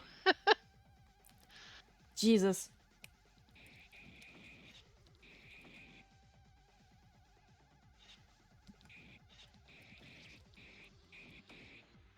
Oh god. So, I don't think this is the right knife. Can you guess which Because button I pressed? no. What did you do? I tried to change the bullet by pressing shift. No! Shit! You were set up to fail, Rina. I'm so sorry. I absolutely was. But, so it's not Kinjo's testimony. No, it is. But I had I'll just save you the trouble. I'll save you the trouble because I have an answer guide, but it is.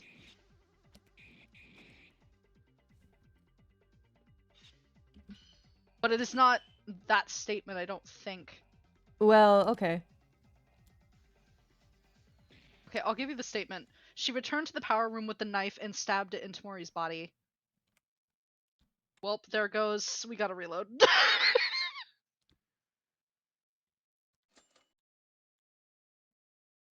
Please don't take all of our mana coins. Yeah, this one. There we go. Oof. That's fucking tricky. It makes you wait Yes. on hers. I hate it when that happens. Well, good to know for upcoming fucking rebuttals. Good god. Better wait a bit, I guess. Hatano, I'm sorry, but there's a contradiction in that logic. What are you talking about? Isn't it possible to commit a crime while proving Tyra's words? Hatano, you mean the killer is taking a knife out of the kitchen right after Tyra leaves the kitchen to wash her clothes. And they run straight to the power room and put the knife back into Tomori's body. Yeah, if you move quickly, it's possible in less than 3 minutes from the kitchen to the power room. Yeah, right, for you maybe. For you. And for maybe Akane, because Akane has a similar physique. Maybe, but even that would be pushing it because she's a better sprinter. Fast isn't the problem. Did you forget, Hatano? By the time nighttime began, you guys were putting off a fire in the power room. Oh! Hatano, Kinjo, Mekaru, Uehara. If 4 people are in the power room and walk in with an object that stands out like a kitchen knife, cannot be missed or even hidden in plain sight. In other words, even if Tyra secretly managed to pull the knife out of the kitchen, it's absolutely impossible to enter unnoticed to the switch room and stab the knife into the body. I can't... Thanks for the explanation, Maida. Thanks to you, it saved us a lot of trouble. Like Maida said, Hatano, I understand that you are a close friend to Tyra. Unfortunately, if Tyra's words are true, there would be an absolute contradiction to appear in her testimony. He's really surprisingly sweet to Yuki. I know. Like I said, fucking favoritism. Like, his face was so friendly talking to Yuki and then immediately became, like, confrontational the second he talked to Hatano. He's such a fucking cop, bro! He's such a cop! He's just like, ah, yes, my favorite person. Fuck you! God! Akane, please speak up. Did you really lie? Girl.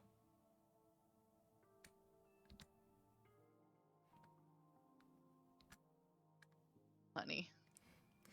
Can I say one more important detail in this? When the current body discovery announcement showed up, the 4 of us who put off the fire and the 6 in the student dormitory confirmed each other, so there's an alibi for us. But Taira and Mikako Kurokawa, you two have no alibi. That's. Well, I'm trying to figure out why the fuck Mikako was just wandering around. What was your reason? Why? She said she had something to tell after the trial. Maybe it was concerned to that? Maybe? Hmm. Yeah, she did. She did say that. She said it when Monokuma dragged her in there that, like, nah, I'll tell you after the trial. And it's like, honey, what? The fuck do you mean? Yeah, I remember that now. Well, this much has been proven thus far.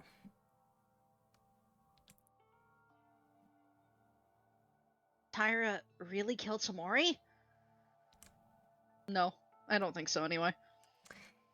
She tried to. Yeah, I think she tried to. No, I'm not the real killer. Oh, Real. I see. We are inserting phrases that lead it to two people. Taira? Really, the kitchen knife thing, I really don't know. Maybe I'm mistaken. But I'm not really the culprit. I didn't kill Kizuna. Akane, really? Can I trust you? Oh, god damn it. You are so bad at this. She's a little down bad, what I'm noticing right now. Just a little bit. A little down bad. But how do you explain that when you don't have an alibi? If you don't have it, that means that either Taira or Kurokawa are the culprit.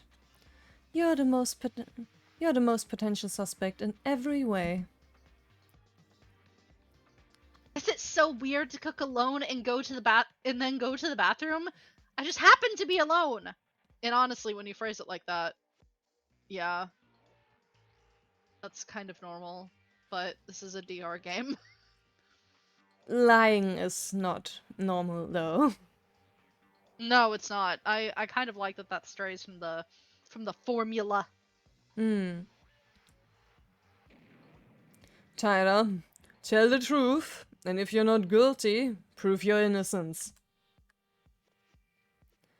Is Taira really the culprit? Certainly, even without an alibi, there are 1 or 2 places in doubt. But was Taira really with Tomori? No, I can't just doubt it yet. Not until all the riddles are solved. I have to think about what's missing in this entire premise thus far. Alrighty.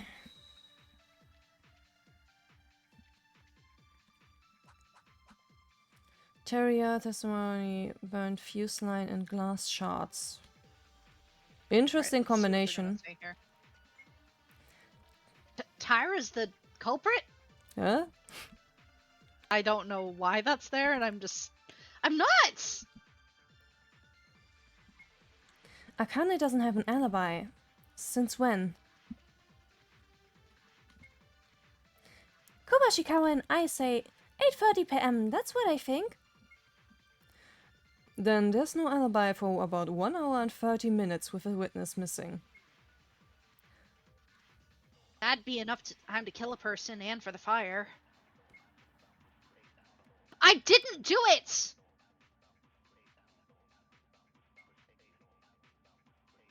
What was the fire for? There were a lot of confusing things at the scene.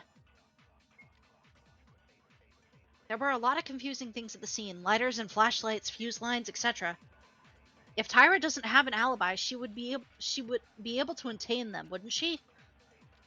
Oh, does this have to do with the antique room, maybe? That could be it. Although Taira certainly doesn't have an alibi, could you have procured the tools used in the crime? Let's think again when the tools were missing. Thank you for the tip.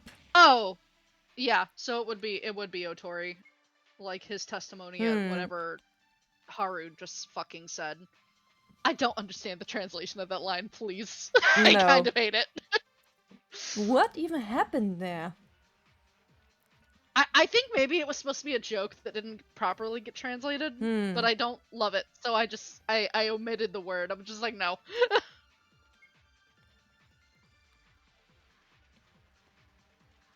I'm so glad it's not like the minutes and hours. I'm so bad Yeah. at remembering that kind of stuff. God, me too. I'm just like, thank God for doing it in 30-minute increments. Games, you know, you understand that some of us have fucking time blindness. Can't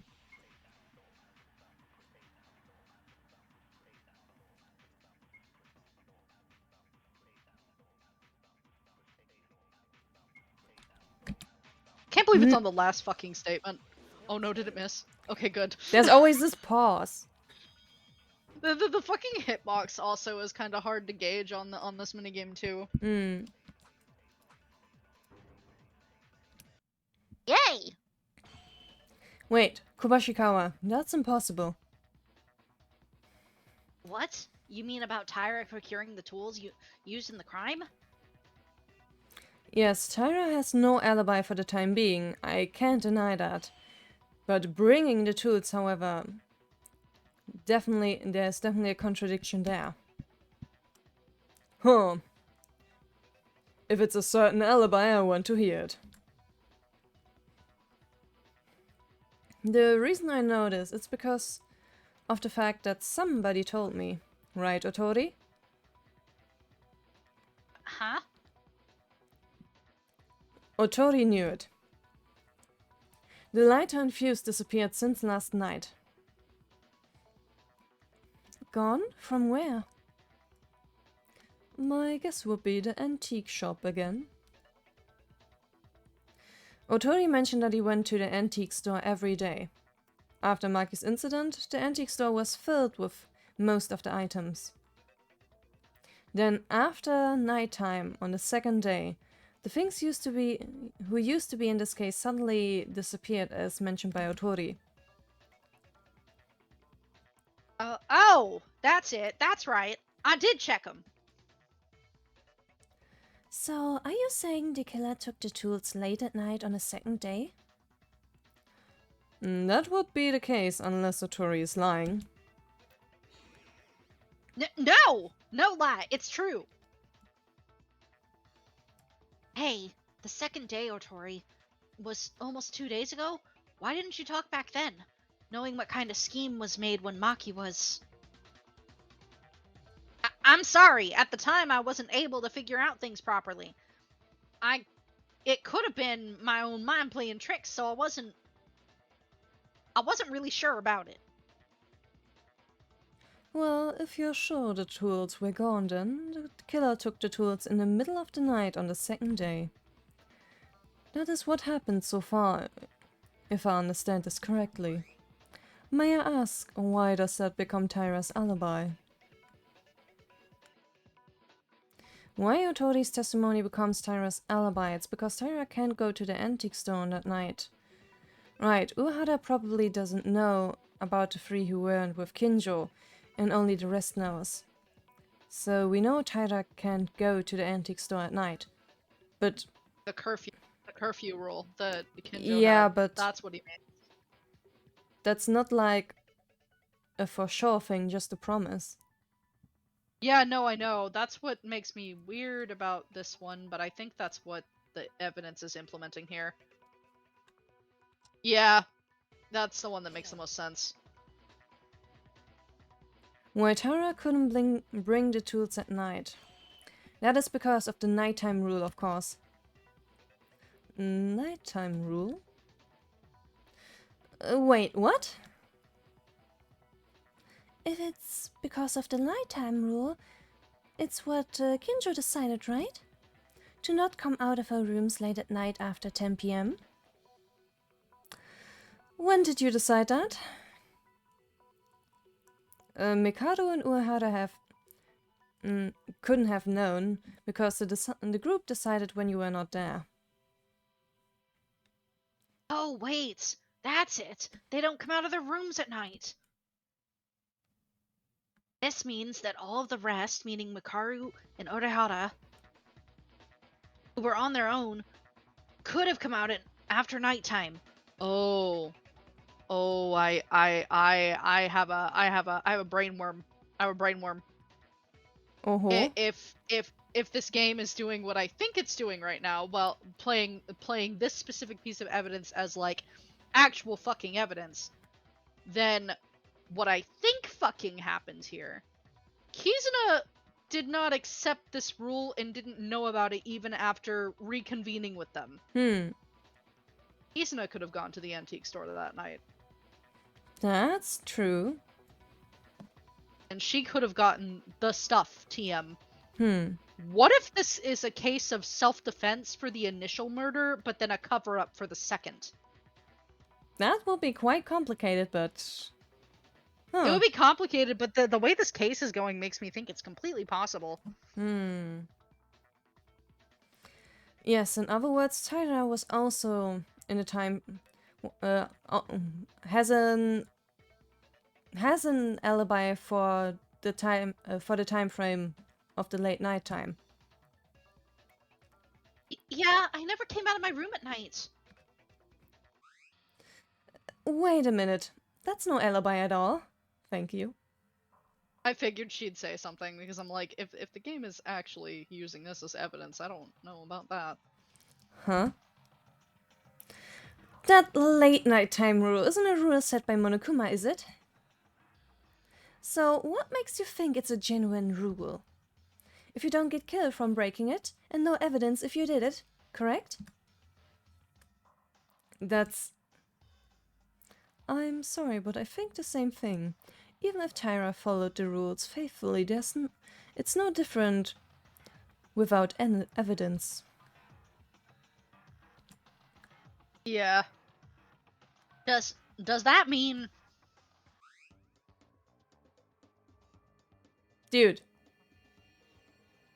I think I know why he's saying that. No, with that rule, Tyra's alibi could be enough. Kenjo? Oh, what is it now? Until now you've been pushing Tyra Akane, but now you're on the defense like this? Don't tell me you're defending your own rules now. Because it's a self-made rule. I had a feeling about why he put this in place from the very start. And I'm just gonna see if he says it or not. Did he monitor? I feel like because of where his room is too, he has a good sight of all the rooms. He might have put that rule down, but he's a dictator. Who's to say he even followed his own rules? He could have been hanging out in the hallway to make sure people were following them. At least for, like, the first hour or two. To make sure people were asleep before going to sleep himself. It would not surprise me. Yeah, which is why I'm like, are you confessing to this now? Are you about to confess to this? Because I was sussing this rule from the beginning. Sure. That also makes sense why he'd be a little unhinged, because, like, if he's staying up a little bit to make sure people are not coming out of their rooms, he'd be kind of unhinged at those morning discussions. He would be if he's lacking sleep every night. Yeah, that's what I think. Dude needs sleep. He's also insane, so... Yes, he is. Surely not. I know the laxity of this rule. It's lax? Of course, as Mikaru said, it wasn't a formal rule and it was decided by ourselves, so there's no problem with breaking it. What? To break it? Isn't that actually helping the culprit? Oh no, Kinjo! Did you suggest such a thing even though you knew this would happen? Sorry I kept this a secret from you guys. Actually, I did some work on your private rooms. He put cameras, didn't he? Where did you even get those? antique store. You know where I think they are, since you can't enter the rooms? They're probably in the archway over the door. That could be it. So he could review the footage of who leaves and also still get some sleep to be able to make the morning meetings without missing them. Or he pulled a little trick. Oh my god, Kinjo. Oh my god. Of course, the dictator would have done this. Work? Indeed. Every late night I put a thin thread on the door of your private rooms. Yeah, here's the trick. Mmm.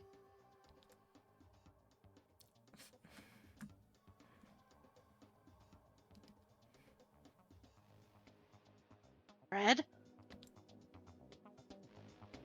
What does that mean then?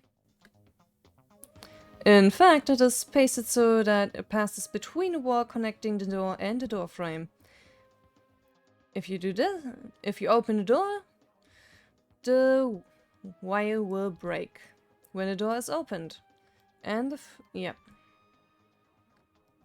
So if the thread was broken, it would look like someone has opened the door. Now, I've been watching late night every day this way. As each nighttime starts, I put a new thread on, and I got up earlier than anyone else in the morning to check if any of the threads were cut. So I can guarantee you, Tyra has never been out of the room in a single night past 10 p.m. Huh. So you did that. Do you know who exactly left the room at the night the tools were gone? No, unfortunately, I didn't find that out. Which means It must be it wasn't Kizuna. someone from the group. It wasn't someone from the group. It was Kizuna. I can't believe that brainworm ended up being something. Now I'm like, did you bring this upon yourself? Did you fucking do this to yourself? Did you get stabbed in retaliation for trying to hurt someone? Is that what the fuck happened here? Or maybe she didn't bring the stuff to kill someone, but to pull in terrorism on the power room. Yeah, like you were saying. That's an option too. Because I think the things that were laid out, they aren't specifically for killing people, they are just for laying a fire. Yeah. But remember that they said if you damage the wrong thing in the power room, it could, like, basically get other people killed. That could be also it. No power for I don't know, everyone would like- suck. Yeah. I'm just trying to figure out, like, what would you have to destroy in there that would hurt someone else? Like, that's the only thing I didn't understand when Monokuma said that, but, like, it's conveyed in the text, so I guess it's a thing. What do you mean you couldn't figure it out? You mean you couldn't confirm that the thread was broken? No, it's because no one has broken the thread. What? That means... You mean no one left the room late at night the second day? To be precise, the rest except Mikado, Uehara and Tomori. Because those three were exceptions. Then that means that it was one of the three that was able to use the tools at that time. However, Tomori is already dead, so either Mikado or Uehara are the culprit. No. Takeru. There's the option of that she could have fucked around while she was alive. Don't make such rush judgments. I swear I didn't commit the murder. Now, wait a minute, Kinjo. What does it mean for us to have a thread on the door as a secret? What do you mean? I explained it. It was a device to check if you were out of the room. Not like that! It's as if you couldn't trust us at all. I mean, you were spying on us without saying a word? He's a dictator, darling. Of course he doesn't trust any of you. Yep, dictatorships are not built on trust. Oh, they're built on authoritarianism. Yes, and control. Yep. Which, Kinjo's a control freak. Tyra's right. Kinjo, you don't believe in us, do you? It is not my reality to believe or not believe. This is just my nature, my own personality. I'm basically always suspicious of everyone other than me. I think you should be more suspicious of yourself, too.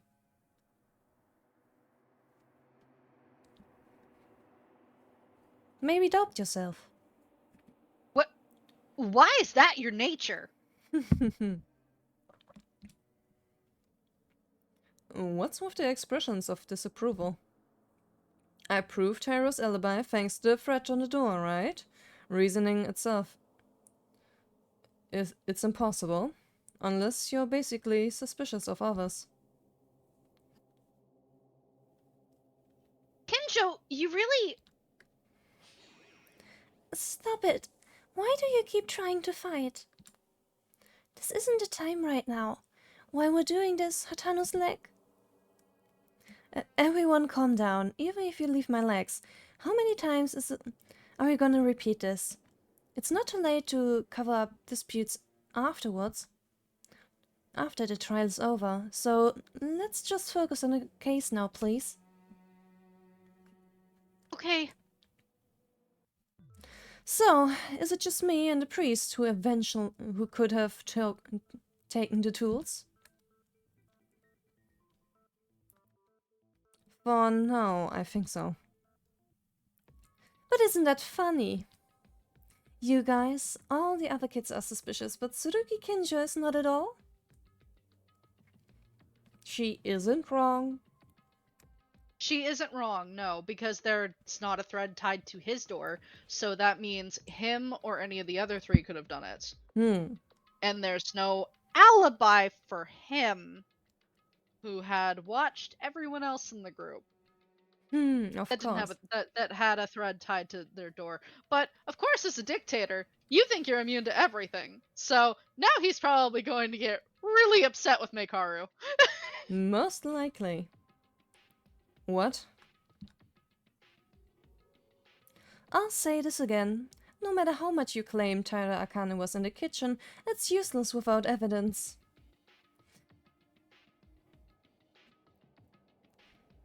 So what do you prove, Tsurugi Kinjo? That you can attach a thread to the door? So where's the evidence that confirms your actions? Kinjo?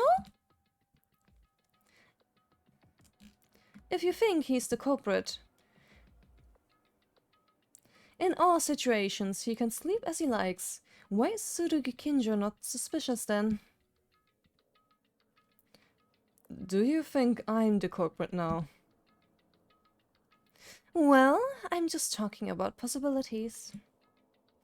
But you know that you have no evidence, right?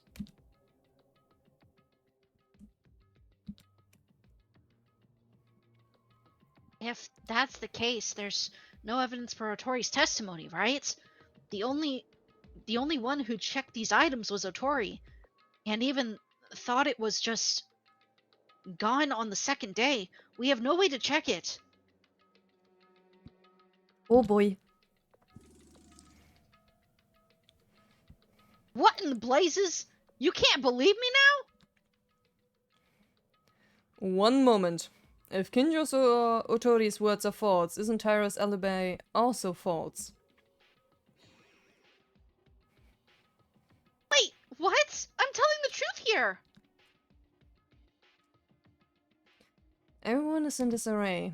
It's like they're trying to look for reasons to distrust each other even more than in Maki's trial. Has the trust already started to break? I don't want this outcome. I am powerless on my own. Homegirl is coming through. Homegirl's like, y'all are fucking getting distracted again. Enough.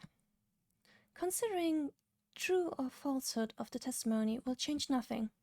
I believe the testimonies that has already been pointed is already a testimony worth considering. I'd like to approach this from the other side of the case.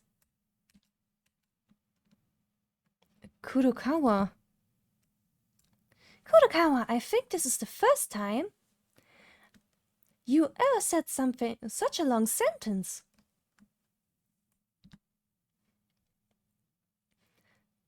Kurokawa is right, you guys. Now, don't mind the trivial things. A lot of time has already passed, so focus on the idea of finding the culprit. As soon as you finish, will it be daybreak till then? I'm already half asleep, you know. I can imagine. All-nighter. Man's is tired. You shut up. He had no comeback for that! I mean... Yes, it seems that we were so enthusiastic about the killer being liars. As Kurokawa said, let's turn around halfway back and move on. Okay, I think that would be good. Because I also want to avoid making Discord with you guys. Do whatever you want.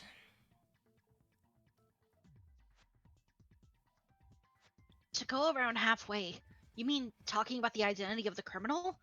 Are you going to put things aside for a while? Either way, whether Tyra lied or not, we don't have the evidence, no matter who's right or not. Let's first solve another mystery. Okay, that's fine too. The more urgent it is, the more necessary it is to go back to. But even if we go back, what do we do first? Basically the same thing as before, do you guys recall? The most important thing in this case is the dead body. But aside who the culprit is, tell me what doubts you have about it.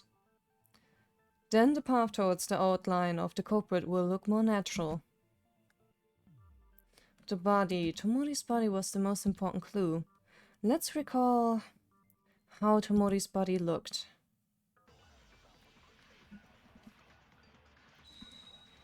Well, 2 stab wounds. Yeah. Oh, and one of the stab wounds comes up as a bullet. Also, it's a different color. I'm noticing that, like, some... I see. I've heard of that before, but first of all, it's a knife, right? Yes, the Monokuma file clearly points this out. Tomori was dead in the Switchium? Why did she go to such a place where there wasn't even light? It's possible the killer moved it.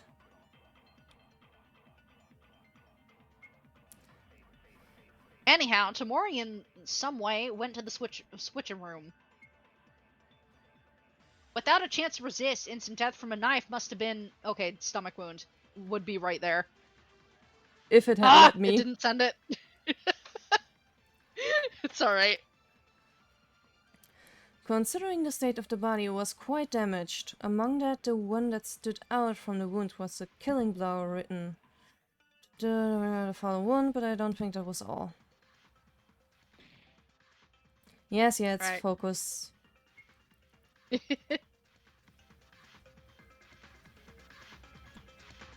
I wonder if I'm gonna watch this back later, and I'm gonna see if, like, the right answers are the ones highlighted in white.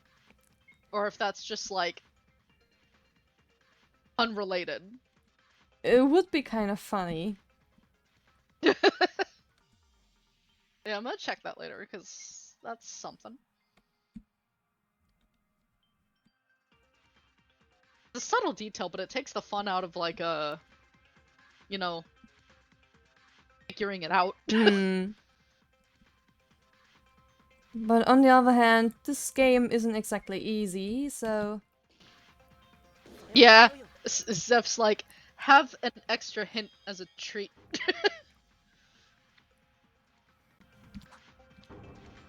Nice. Yep. Tori, that's not it. Remember? Tomori's cause of death was obviously the neck wound, but there was another wound. There was another one? The stomach wound, that's right. Right, that's the important point. The stomach was stabbed? Why is that important? The killer was just stabbed her twice, right? No. No. I've been saying this from the start. It doesn't make sense. In general it is, but think about the cause of the neck wound. In this case, for some reason you stabbed your victim in the stomach and the neck later. If you were going to kill by stabbing the neck from the start, why do you want to stab at the stomach first? The stomach was hit cleanly, but the fatal wound was missed. However, she was killed in the end. Is there something amiss? Ugh, that's so cruel! You can probably see it like that. Looking at the case as a whole, it takes something to put into notice. What? What do you mean something to notice? Perhaps the fire has something to do with it? Fire? That's right. It turned out there was a fire in the switchium room. Yeah, it's also important. You guys don't really think that the fire happened naturally. That's true. If you see a fuse on the wall and even a lighter on the floor, you... Of course it was intentional. So, are you saying that the killer started the fire for some reason? Is there any reason to do that? This is also a question that doesn't really matter, but is the power room okay? I'm sure the switch room is a really important place, or so I heard.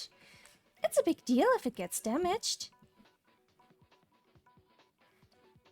Well, it's a really big place. It's cool. Of course a fire was there.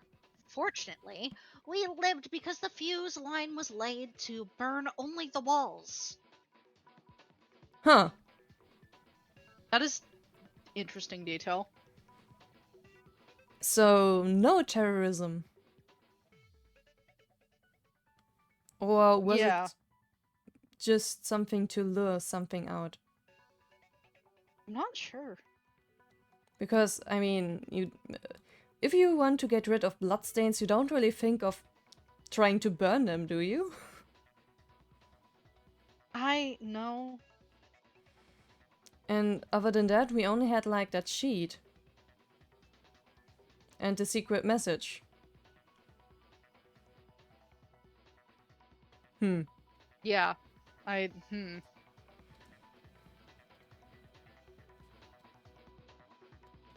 But...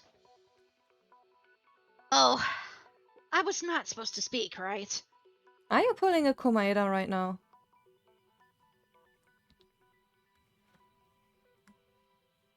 What did you say now? It was laid only to burn the walls? Oh, I thought it was puzzling that there was such a big fire, but Tomori's body didn't burn at all. Only the wall without touching the machines or the body.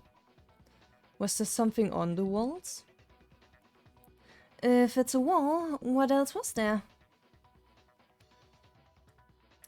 A wall. If there's something on the wall... The glass? The glass window? Yeah, I think so, yeah. If there's something on the wall of the switchroom room, there's nothing coming to mind. Wait. Looking back at it, there was a line passing by it too. This kind of feels like the start of Hangman's Gambit. I have it. Don't worry. I have it. It was on the wall of the switchroom along with something else. Ah, Okay, let me... bless.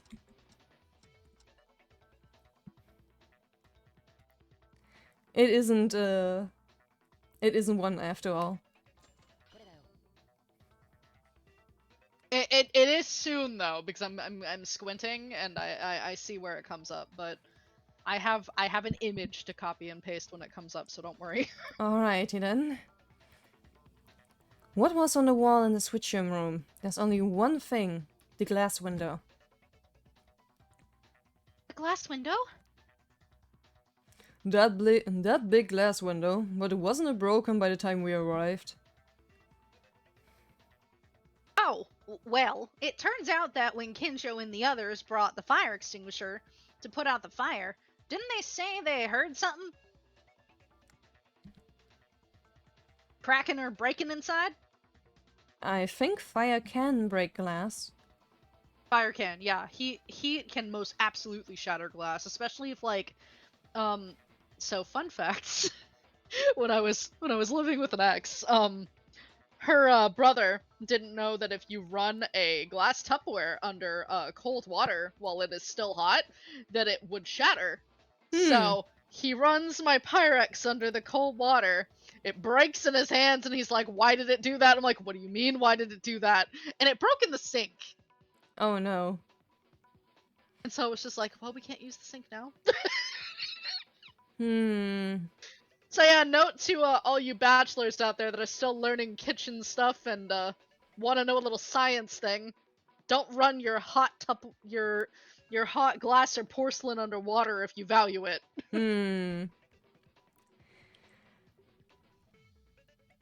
Thankfully it didn't happen to me yet, but I did something stupid also the one time. Oh no.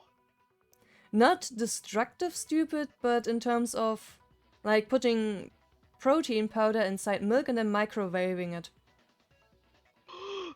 Rina, no! I am a biology major. Rina! And then I looked inside my cup and was like, what the fuck is that? I'm gonna cry! Holy shit! But yeah, I deserve the making fun of for that. Okay, wait. So it definitely turned into fucking cement in your cup, right? Not 100% cement, but like goo. Disgusting goo.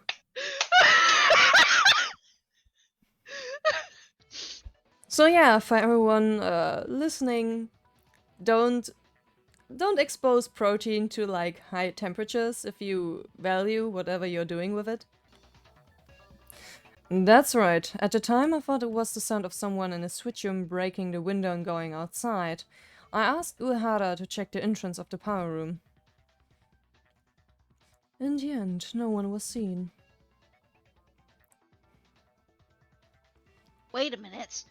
If the only thing on the wall of the switchium room is the glass window, the culprit's purpose was to burn the window? Well, I think I heard this somewhere. When the glass is heated, it becomes fragile. I was right! We literally just covered this! We literally just covered this in our fucking kitchen nightmares talk. Yep. Well-timed Anyway. science lesson. That's excellent. When the killer set fire to the switchium after killing Tomori and broke the fragile glass window while everyone put out the fire and took advantage of this to escape. Wait, isn't that weird? If that's the case, all you have to do is heat up the window and break it. There's no reason to do such a big job by setting the whole wall on fire, raging for no reason, right? It's possible it was used as a smokescreen. Actually, Uehara tried to check the entrance, but he said he couldn't see anything because of the smoke. Wow, that's too complicated. This whole case is complicated. Oh my god. Like, I thought the weird rubber ball shit was like ridiculous when I suggested it. This is even more nuts. Yes, it is. Anywho, doesn't that mean someone was inside the switch room right before we got in? Yeah. Who could it be? Then the person who discovered the fire. Yep.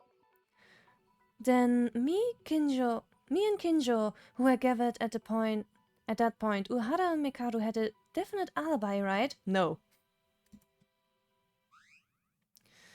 No, you guys are making a big mistake right now. Huh? What do you mean? Think more carefully. Then, in your thoughts, you can spot the contradiction.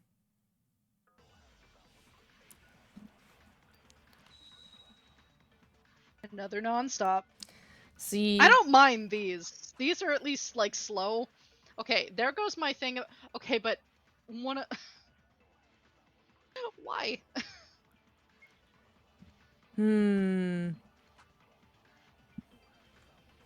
We were just talking about the window, so Yeah. maybe I don't. Reorganize what you just said. Firstly, you go to the switch room. Used. Use the lighter. Where were you? Surely the fuse and the lighter were used. The reason the killer used those is because there was a purpose for setting a fire. By the way, the fuse was only surrounded by the wall, right? It would have burned the walls. On the walls, in addition to the windows, there were no special items in there. Meaning the culprit broke the window and smoke started to spread. Yeah. Did you check that, Inori? Glass windows are fragile when heated. Yes, the molecular state changes and the cracks occur. Yep, because If it was that's so the fragile that the usage. killer was prying the glass in order to escape, it's not impossible. I think that's the. I think that's where we use it. Where we use glass shards. Yeah, they were never trying Because to escape. You would cut your hand on the glass shards Hmm. if you tried to pry the window open. If you tried to pry the glass. So I think we use glass shards there. Yeah, I think so too.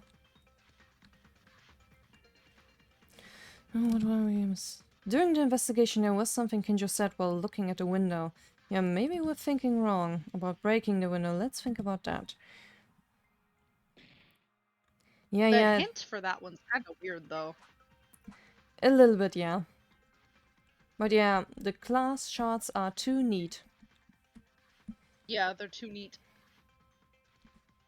I mean, even if someone, like, was super good at not getting injured by them, they would still, like, crush some of them, right? Yes. That's probably why he said that. Hmm. Because there was no crushed glass. It was broken too neatly. I understand what the fuck he means now, okay. Because if they escaped out that window, they would have crushed the glass. Alright, I see it now. The glass shards aren't crushed. That's what that fucking means. Okay. The fucking spasm. That was great. I gotta hurry. And it's easier to hurry with sound effects. Mm-hmm. Yeah, that's it. Yeah, that's what? As Kinjo said, I think we were mistaken about one thing. It's what Inori said right now. The broken glass, that's what I mean. What are you talking about? We know for sure the glass window is broken, don't we? Yeah, the glass window is broken, but it wasn't broken by anyone. It wasn't broken by anyone. Did the window break on their own? That's a bit ridiculous, but I guess it's not a wild fantasy. No, Maeda made a very precise point. As Maeda mentioned, the window was broken alone without anyone touching it. Wait, really? Is it possible? Like Inori said, the glass is weak to heat. Of course, it can withstand a certain degree, but If it is heated directly, or if the temperature difference between indoors and outdoors is too severe, the weakness becomes more prominent. Guys, do you remember the structure of the switchium room? It was a complete enclosed space except for the entrance, right? In fact, even when the fire broke out, I couldn't feel any heat outside. Yeah. Kinjo's words are correct, but still, isn't it too much for a glass to break just by terminal change without any external force? Of course the conditions are just right. Not impossible, but... I don't know what you're saying. Right. As Inori mentions, the logic is a bit far-fetched. But what if the conditions were met? Huh? I don't know if anyone noticed it, because it wasn't noticeable at the scene of the incident, and because of the switchium itself. The switchium itself was dark, and probably no one was interested in it, but dude, come to the point. The glass... I'm just like Tsurugi, fucking get to the point. He Like, was... where are you going? Yeah, he was really trying to make the point that no one was interested in it. The glass window of the switchium was very tight.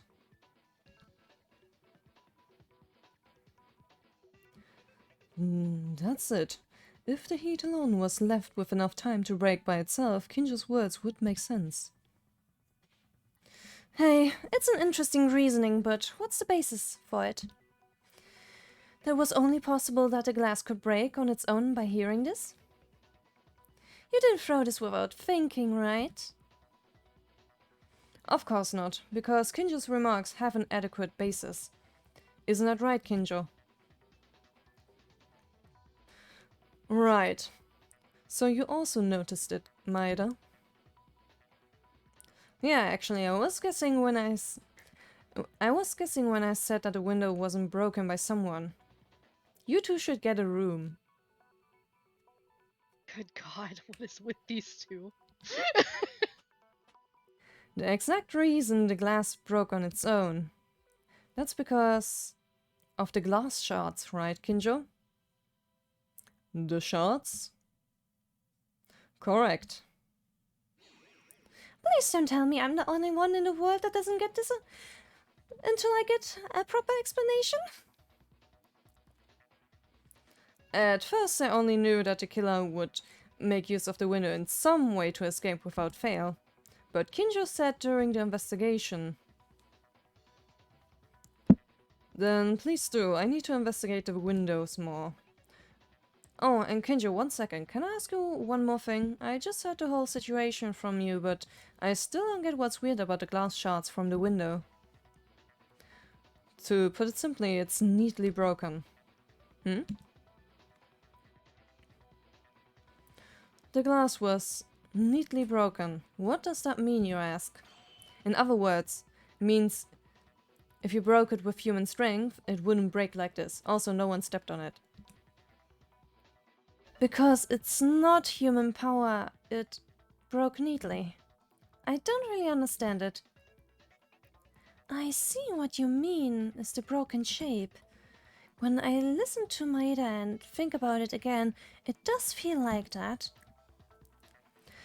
Yeah, if someone breaks a window with a hard or blunt object, it should crack and break like a spider web. Also that... Ah, okay. Okay, yeah, going back to what I said about my fucking Pyrex dish, I'm now understanding what the fuck he means, because when you watch glass break from heat, it crumbles. It literally just crumbles into shards. There's no specific pattern to it, it just crumbles. So I understand exactly what the fuck he's talking about now. Have you ever experienced it at least once? You accidentally broke a glass, or the shape of a broken glass? Oh, definitely. It looks like it was broken into a very complex shape, like cobwebs. But how was the glass window of the switchium? It's like a broken shape, as if a part of the window somehow got neatly removed. No matter how you look, don't you think it was broken in an unnatural way? It certainly looks that way. There seems to be no contradiction in Kinjo's words. Funny, isn't it? Mikado, you must have known this much. I would like you to stop trying to test me. Don't think of the class trial as a joke, Mikado. Oh my, thanks for the advice. I'm just worried that one day you'll become as lost as these friends of yours. Kinjo, don't mind Mikado. Keep going.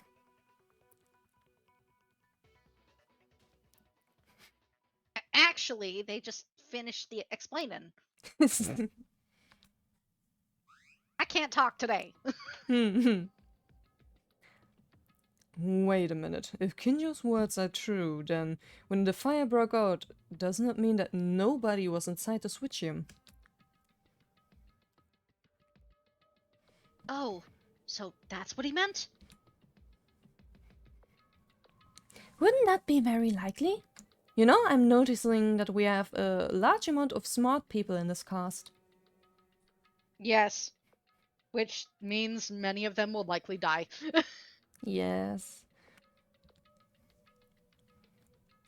If someone was inside and were trying to escape, it would be quicker to break the glass manually, instead of waiting to be heated in order to break itself. Yes.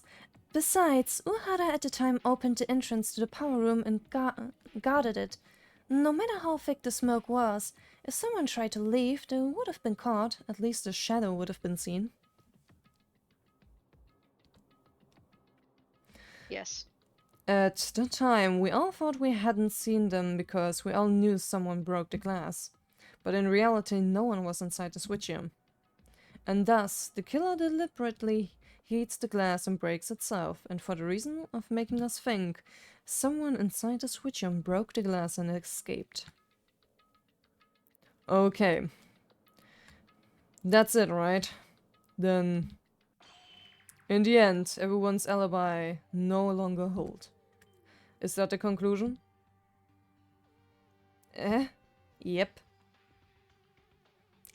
Think about it. There was no one inside the switch room. The killer was ready to start a fire in advance.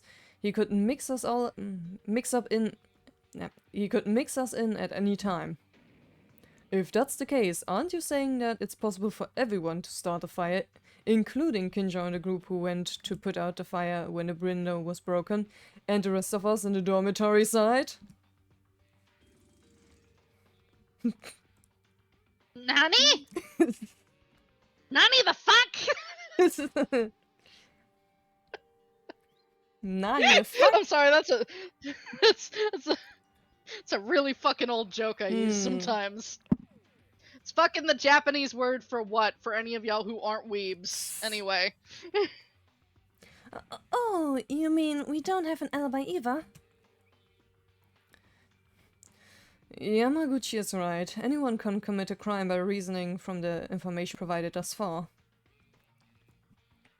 Hold on, isn't it established under the premise that the person who caused the fire is the culprit? It hasn't been clear yet, but that seems a bit too hasty. Not bad. Yeah. There's no reason for a person who is not the culprit to set out a fire. At least I'm not crazy enough. Even so, at the beginning, the timing of the incident, Tomori's death occurred around 9:30 p.m. Was anyone close by during that time? I mentioned this earlier, but I was cooking alone. Yes, we know it, Yes. Hane. I was looking around the warehouse for things to help with the treatments. It was useful for Hatanu's first aid.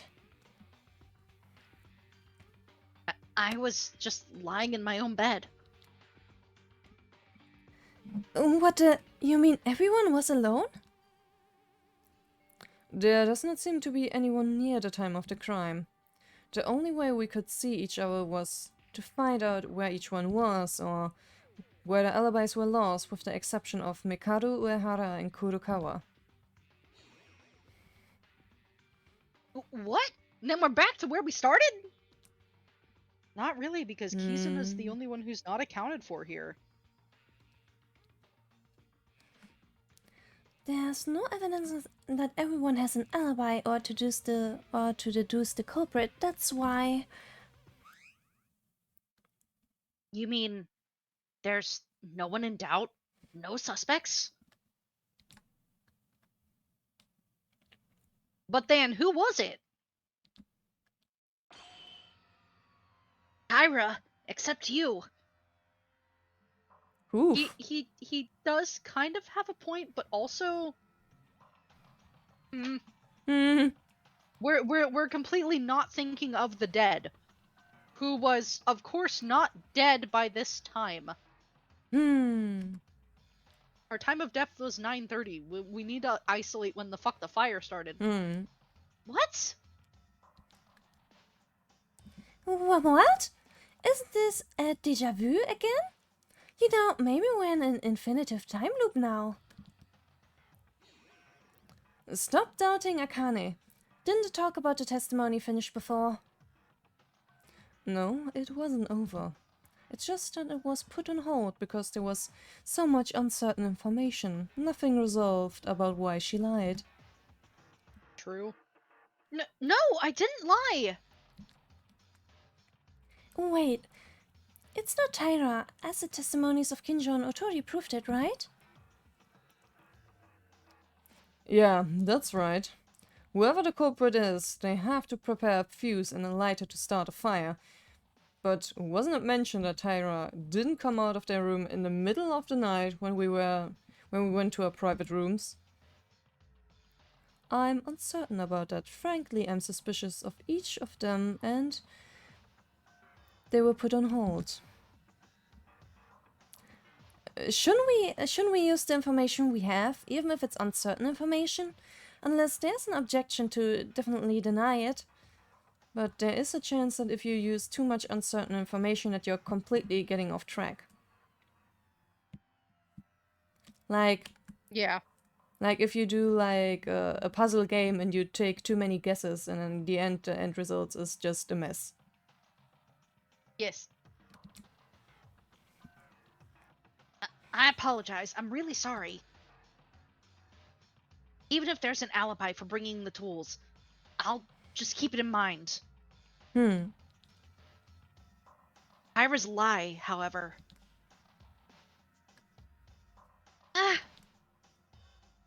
To be honest, it's the same with me. If she's not the killer, why did she make such suspicious remarks? Hey, I told you I might have been mistaken. That's not good enough for a trial, though, dear. Well, either way, Tyra wouldn't be able to get the tools, so she can't be the killer. Enough with this meaningless argument.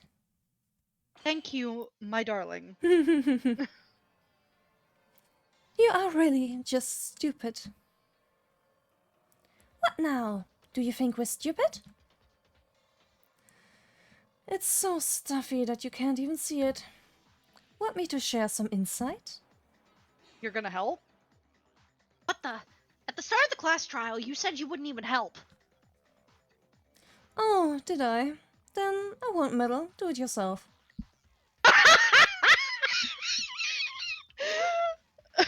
Mekaru, are you free tonight? Like, good god. For those who don't know, it's fucking Friday when we're recording this. Yes.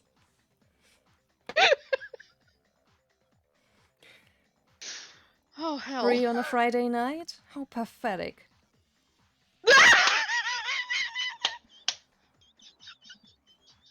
I'm gonna bug Gomi to draw that later. I mean, she has the vibe. Mm-hmm. She most definitely does. No, that isn't. Listen first. Mikado might know something, you know? I'll tell you one thing for those who are ignorant and poor, is that there's a method. Togami. Yeah. for the criminal to get the tools without using their hand. What? Say it then. The most representative example is an accomplice. You suspected that there could have been an accomplice in the last trial, right? But Mikaru, isn't it less likely that we have one in this case? We were informed that the only person to escape this place would be the killer. Moreover, even if there is an accomplice, it's impossible for them to bring the tools. According to Kinjo, in the middle of the night, the day the tools disappeared, not only Tyra, but also neither of us left our private rooms. Why are you inserting yourself? Except for the three of us who didn't act with us. Then it's gonna be Uehara or Mikado the ones who helped Tyra? Why are you already making it confirmed as if I did it? It's not me! Okay, surely Mikado and me were able to roam around without any restrictions that day. But I haven't shown up to the antique shop until now. You don't even have to doubt me or Uehara Kinji. The person who brought the items from the antique shop, can't you see it? Kizuna. Based It's on... Kizuna. Yeah.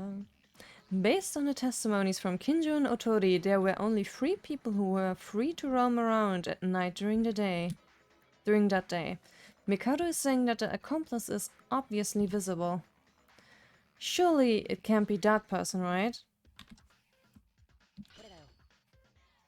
Too easy. We must speak ill of the dead this one time. Yes. Mikado, the person who brought the tools, you mean it was Tomori?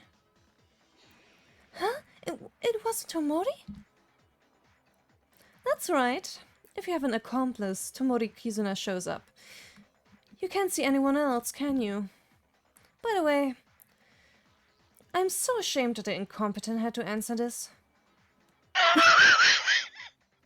Listen, if we're being honest with how we've played at least, he is your number 1 simp at the moment.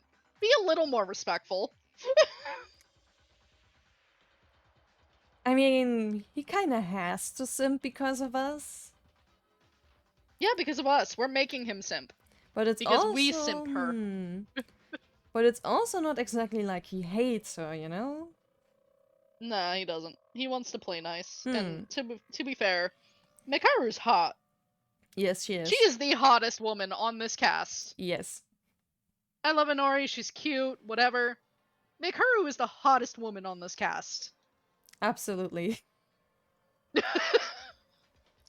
No contest. Like, hands down, no debates, no contests, none whatsoever. Akane is, like, cute and whatever, but Mikaru. Yes. The hottest woman on the DRA cast. That's it. Case closed. That's all you need to know. Let's pack up and go home. This case is solved. Mikado is the hottest woman here.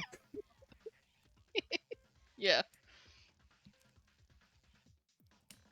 Oh, he got offended at that.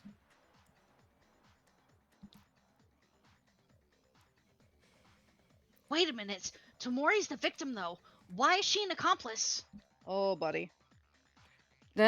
I'm not sure exactly.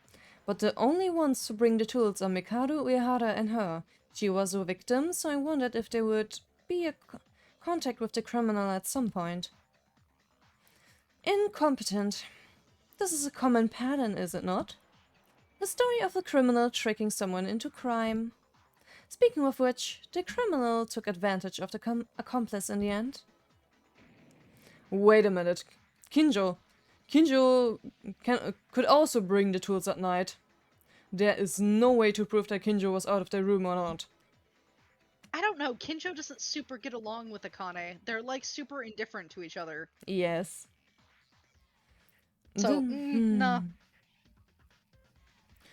Didn't the time run out while talking about that? Believe or not to believe? You're free to believe whatever you want.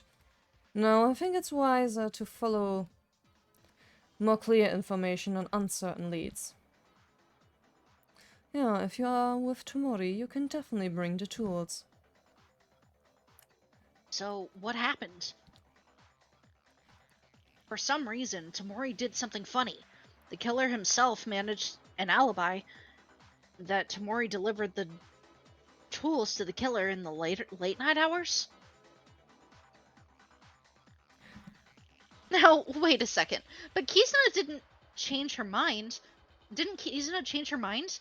There has to be a reason to decide to help the killer.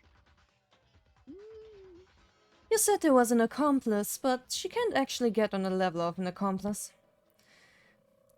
What the accomplice did was just deliver the tools. I need this thing. Please bring these for me. It's not enough excuse. What about it? If Tyra's the culprit, there's nothing strange about that, right? No! That is not... Girl, you're obvious. Tyra, I'm sorry. I hate to doubt you, but no matter how much I look, there's only you. I mean, you are kind of right. Probably. Maybe.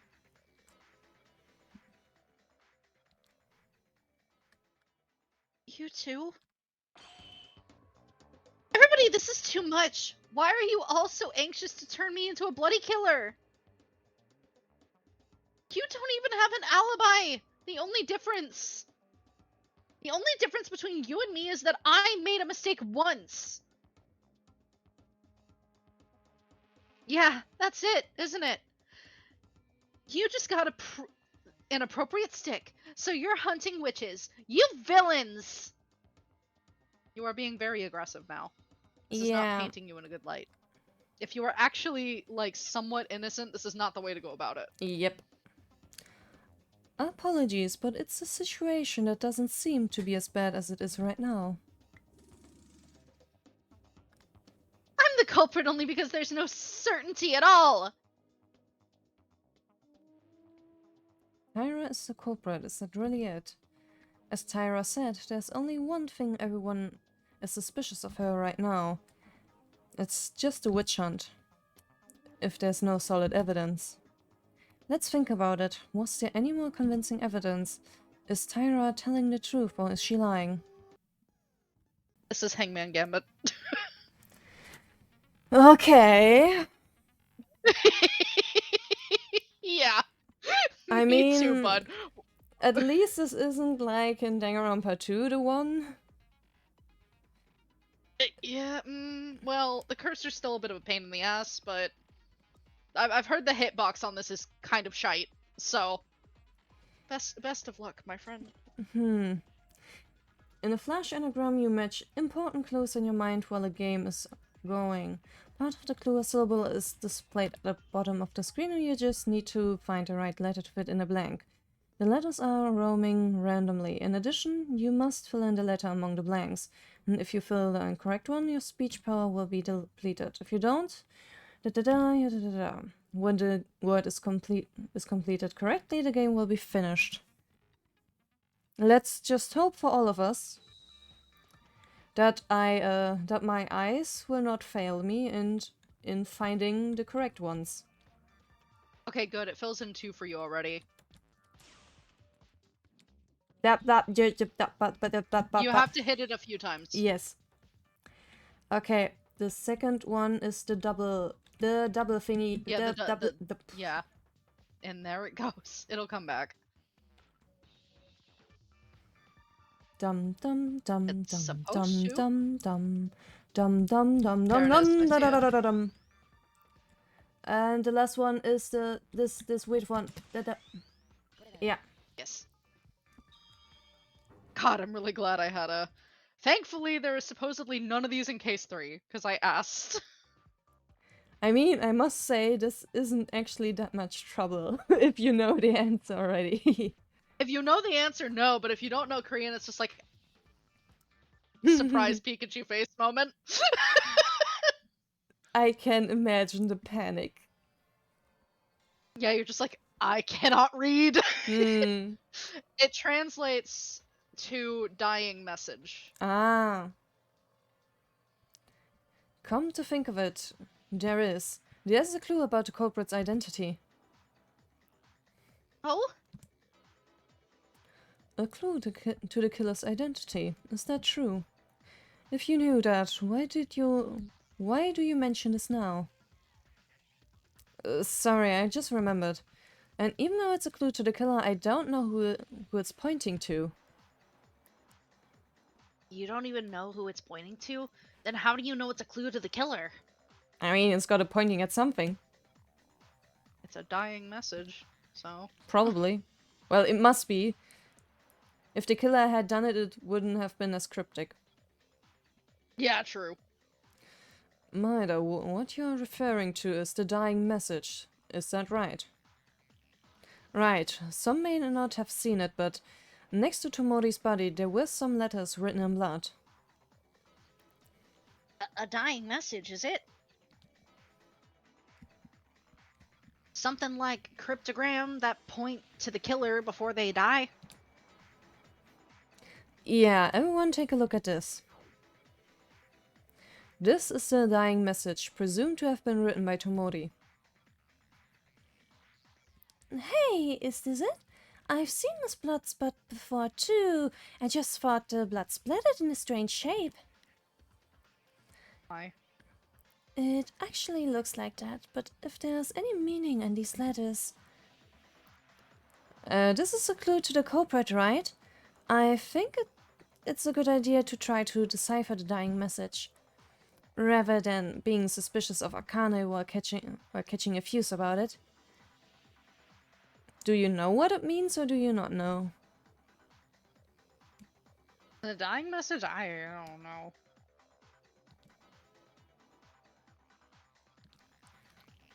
Okay, it seems like Hatano doesn't seem to know what it means, but Akane does. Oh, I think I know what it is.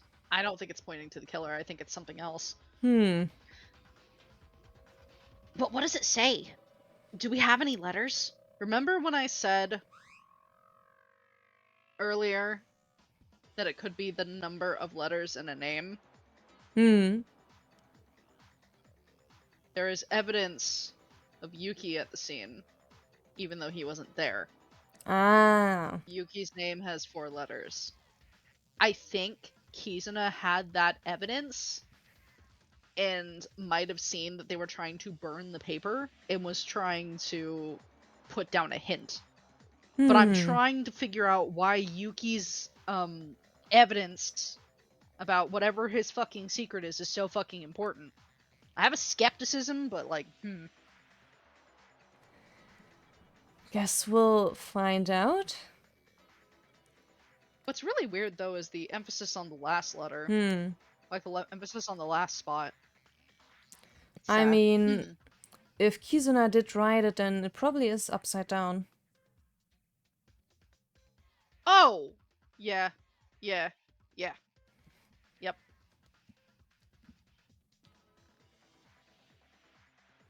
X, 4 X's? I don't know what this means at all. God, me too. I think Enjoy Mikado may know. Isn't this a professional's job? Basically, the dying message refers to the culprit more directly than you think. Because it's just before she dies, the victim cannot afford to waste the time thinking. In other words, if you think a little, it has various meanings that will need to be solved.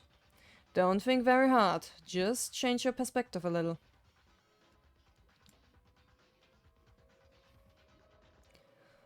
Four X's. Does that number have any meaning?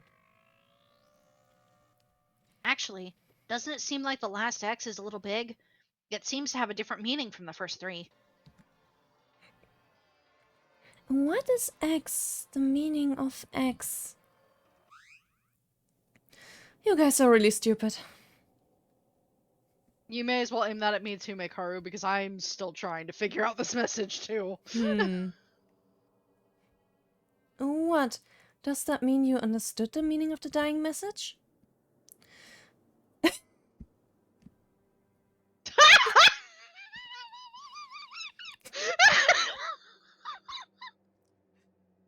Okay. Sweetie!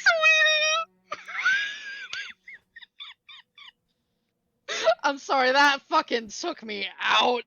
I mean, she's honest at least. Yeah. Of course not. There's nothing to understand. This is not a password. It literally points to the killer. Position something? I don't know. I'm not sure. What? That was it. What? What do you mean, literally? Well, first of all, if you don't know even after telling you this, I would rather be executed and die.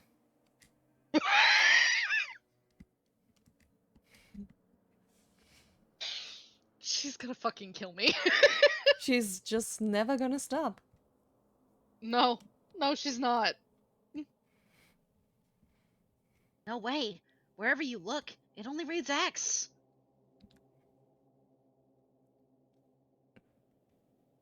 Of fucking course. Katakana! Katakana. Okay, you were right about the Japanese. Hmm. So would it be the number of syllables or the number of symbols? Hmm. Huh? Katakana word. Think about it. Katakana is... Wait, katakana? Obviously, this dying message looks like the letter X at first glance. It's because there's a lot of blood, but from a different perspective, it really looks like katakana. Does it? What does it translate to, though? I'm a little rusty. I am also a bit rusty, but... I'm what do the other blood splatters around it mean something? Like to the... A letter that reads... A letter that reads like X. Okay. Okay. Hmm. Oh! Yeah! Yeah, it does look like meh! Ah. Fuck! Meh, the most familiar one I can see. No, there are many other things you can see other than that. In fact, Japanese can be read differently enough, even if it's just written a little skewed. It's not strange for a person on the verge of dying, writing in their own blood, but it would be weird if they would. It would be weird if they could write straight. Then, what were they trying to draw in the end?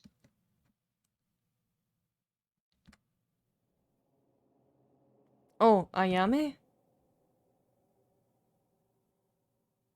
Yeah, I think so. So that means Ayame stabbed her first.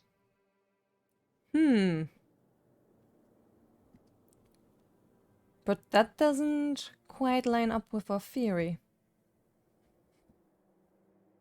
No, it does. Because then that means Hatano covered for her by stabbing her in the throat.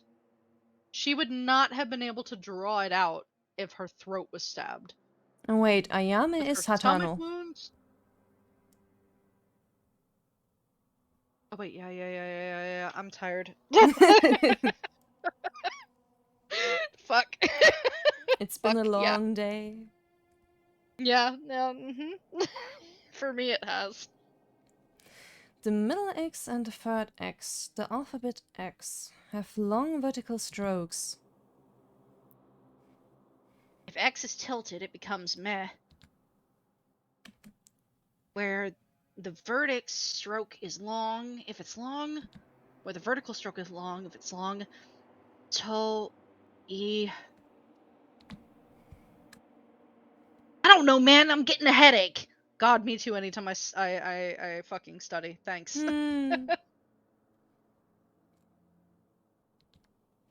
No way. What this word means is... When I think of as in katakana, the first X is almost similar to a meh.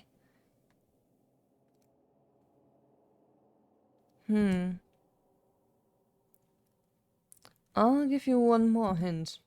The third X has a symbol that seems to be hiding, see? Hiding? It seems. I can't see anything like that. Show it again. Oh! I see the Oh. side stroke there. Yeah. Fuck, what are those called? Ventricles? Fuck, There's a fucking term for them. Radicals? Reticles! That's what it fucking was! I am so fucking rusty. God, I'll just crawl in a corner. Goodbye. It would be kind of too long if it spelled out Ayame, huh? Yeah. Look closely. It's buried in the big X next to it. It's hard to see. Because there's a drop of blood in that exact location. Okay, so it kind of flubs it out. I don't know if you say so. Allow me to raise a question to you. Kinjo, your reaction seems to be the reaction after knowing the correct answer. At one point, after listening to Mikado and Kurokawa's words, I came to realize it. It seems like there are some other people who solved it beside me. Please don't ask me. The identity of the dying message. If you think of it as katakana, the first letter is me, and the last one has a hidden symbol. The second and third letters are with long vertical strokes. The candidates are E and To. Maid! Yeah. Yes. Alrighty then. Oh, I am surprised that I still managed to figure that out before. I'm glad I didn't have to give you the answer, but yeah, when I squinted at the word and we started getting into Japanese, I was like, oh, I know what it is. Meido. It's not an A. Yeah, Meido. Yet. When I think about these combinations, I think I can see the answer for sure, but should I believe this answer? No, I have no choice but to accept the result. I have to. I have to do it.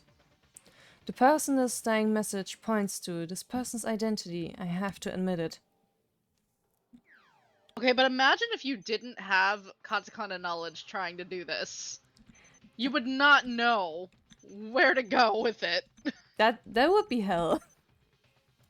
Yeah, you'd just be like, what the fuck is the answer? I want to finish the game. Yeah, but, maid. Sorry, beloved.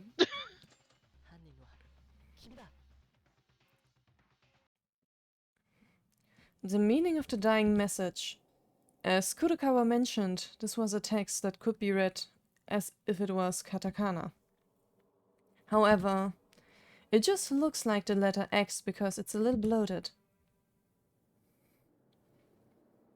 Maida, do you know the meaning of the dying message? Well, Kurokawa, Mikado, and Kinjo Sins helped me. I'll explain it to you guys from now on.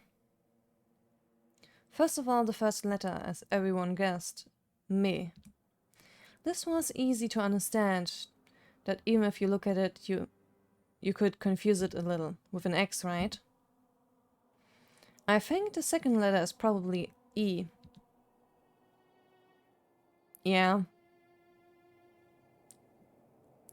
If you use the vertical strokes a little longer, it overlaps the horizontal stroke. It has a similar shape to me. And the third letter.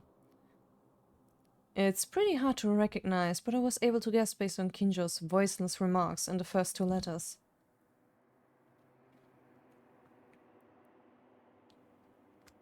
Maybe this one was supposed to be Do.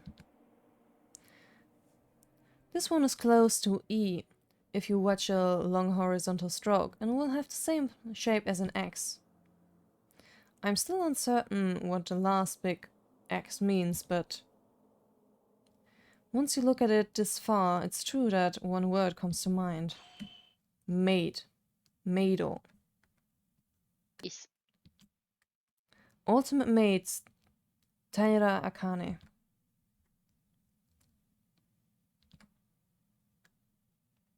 She's not vibing with that answer. Nope.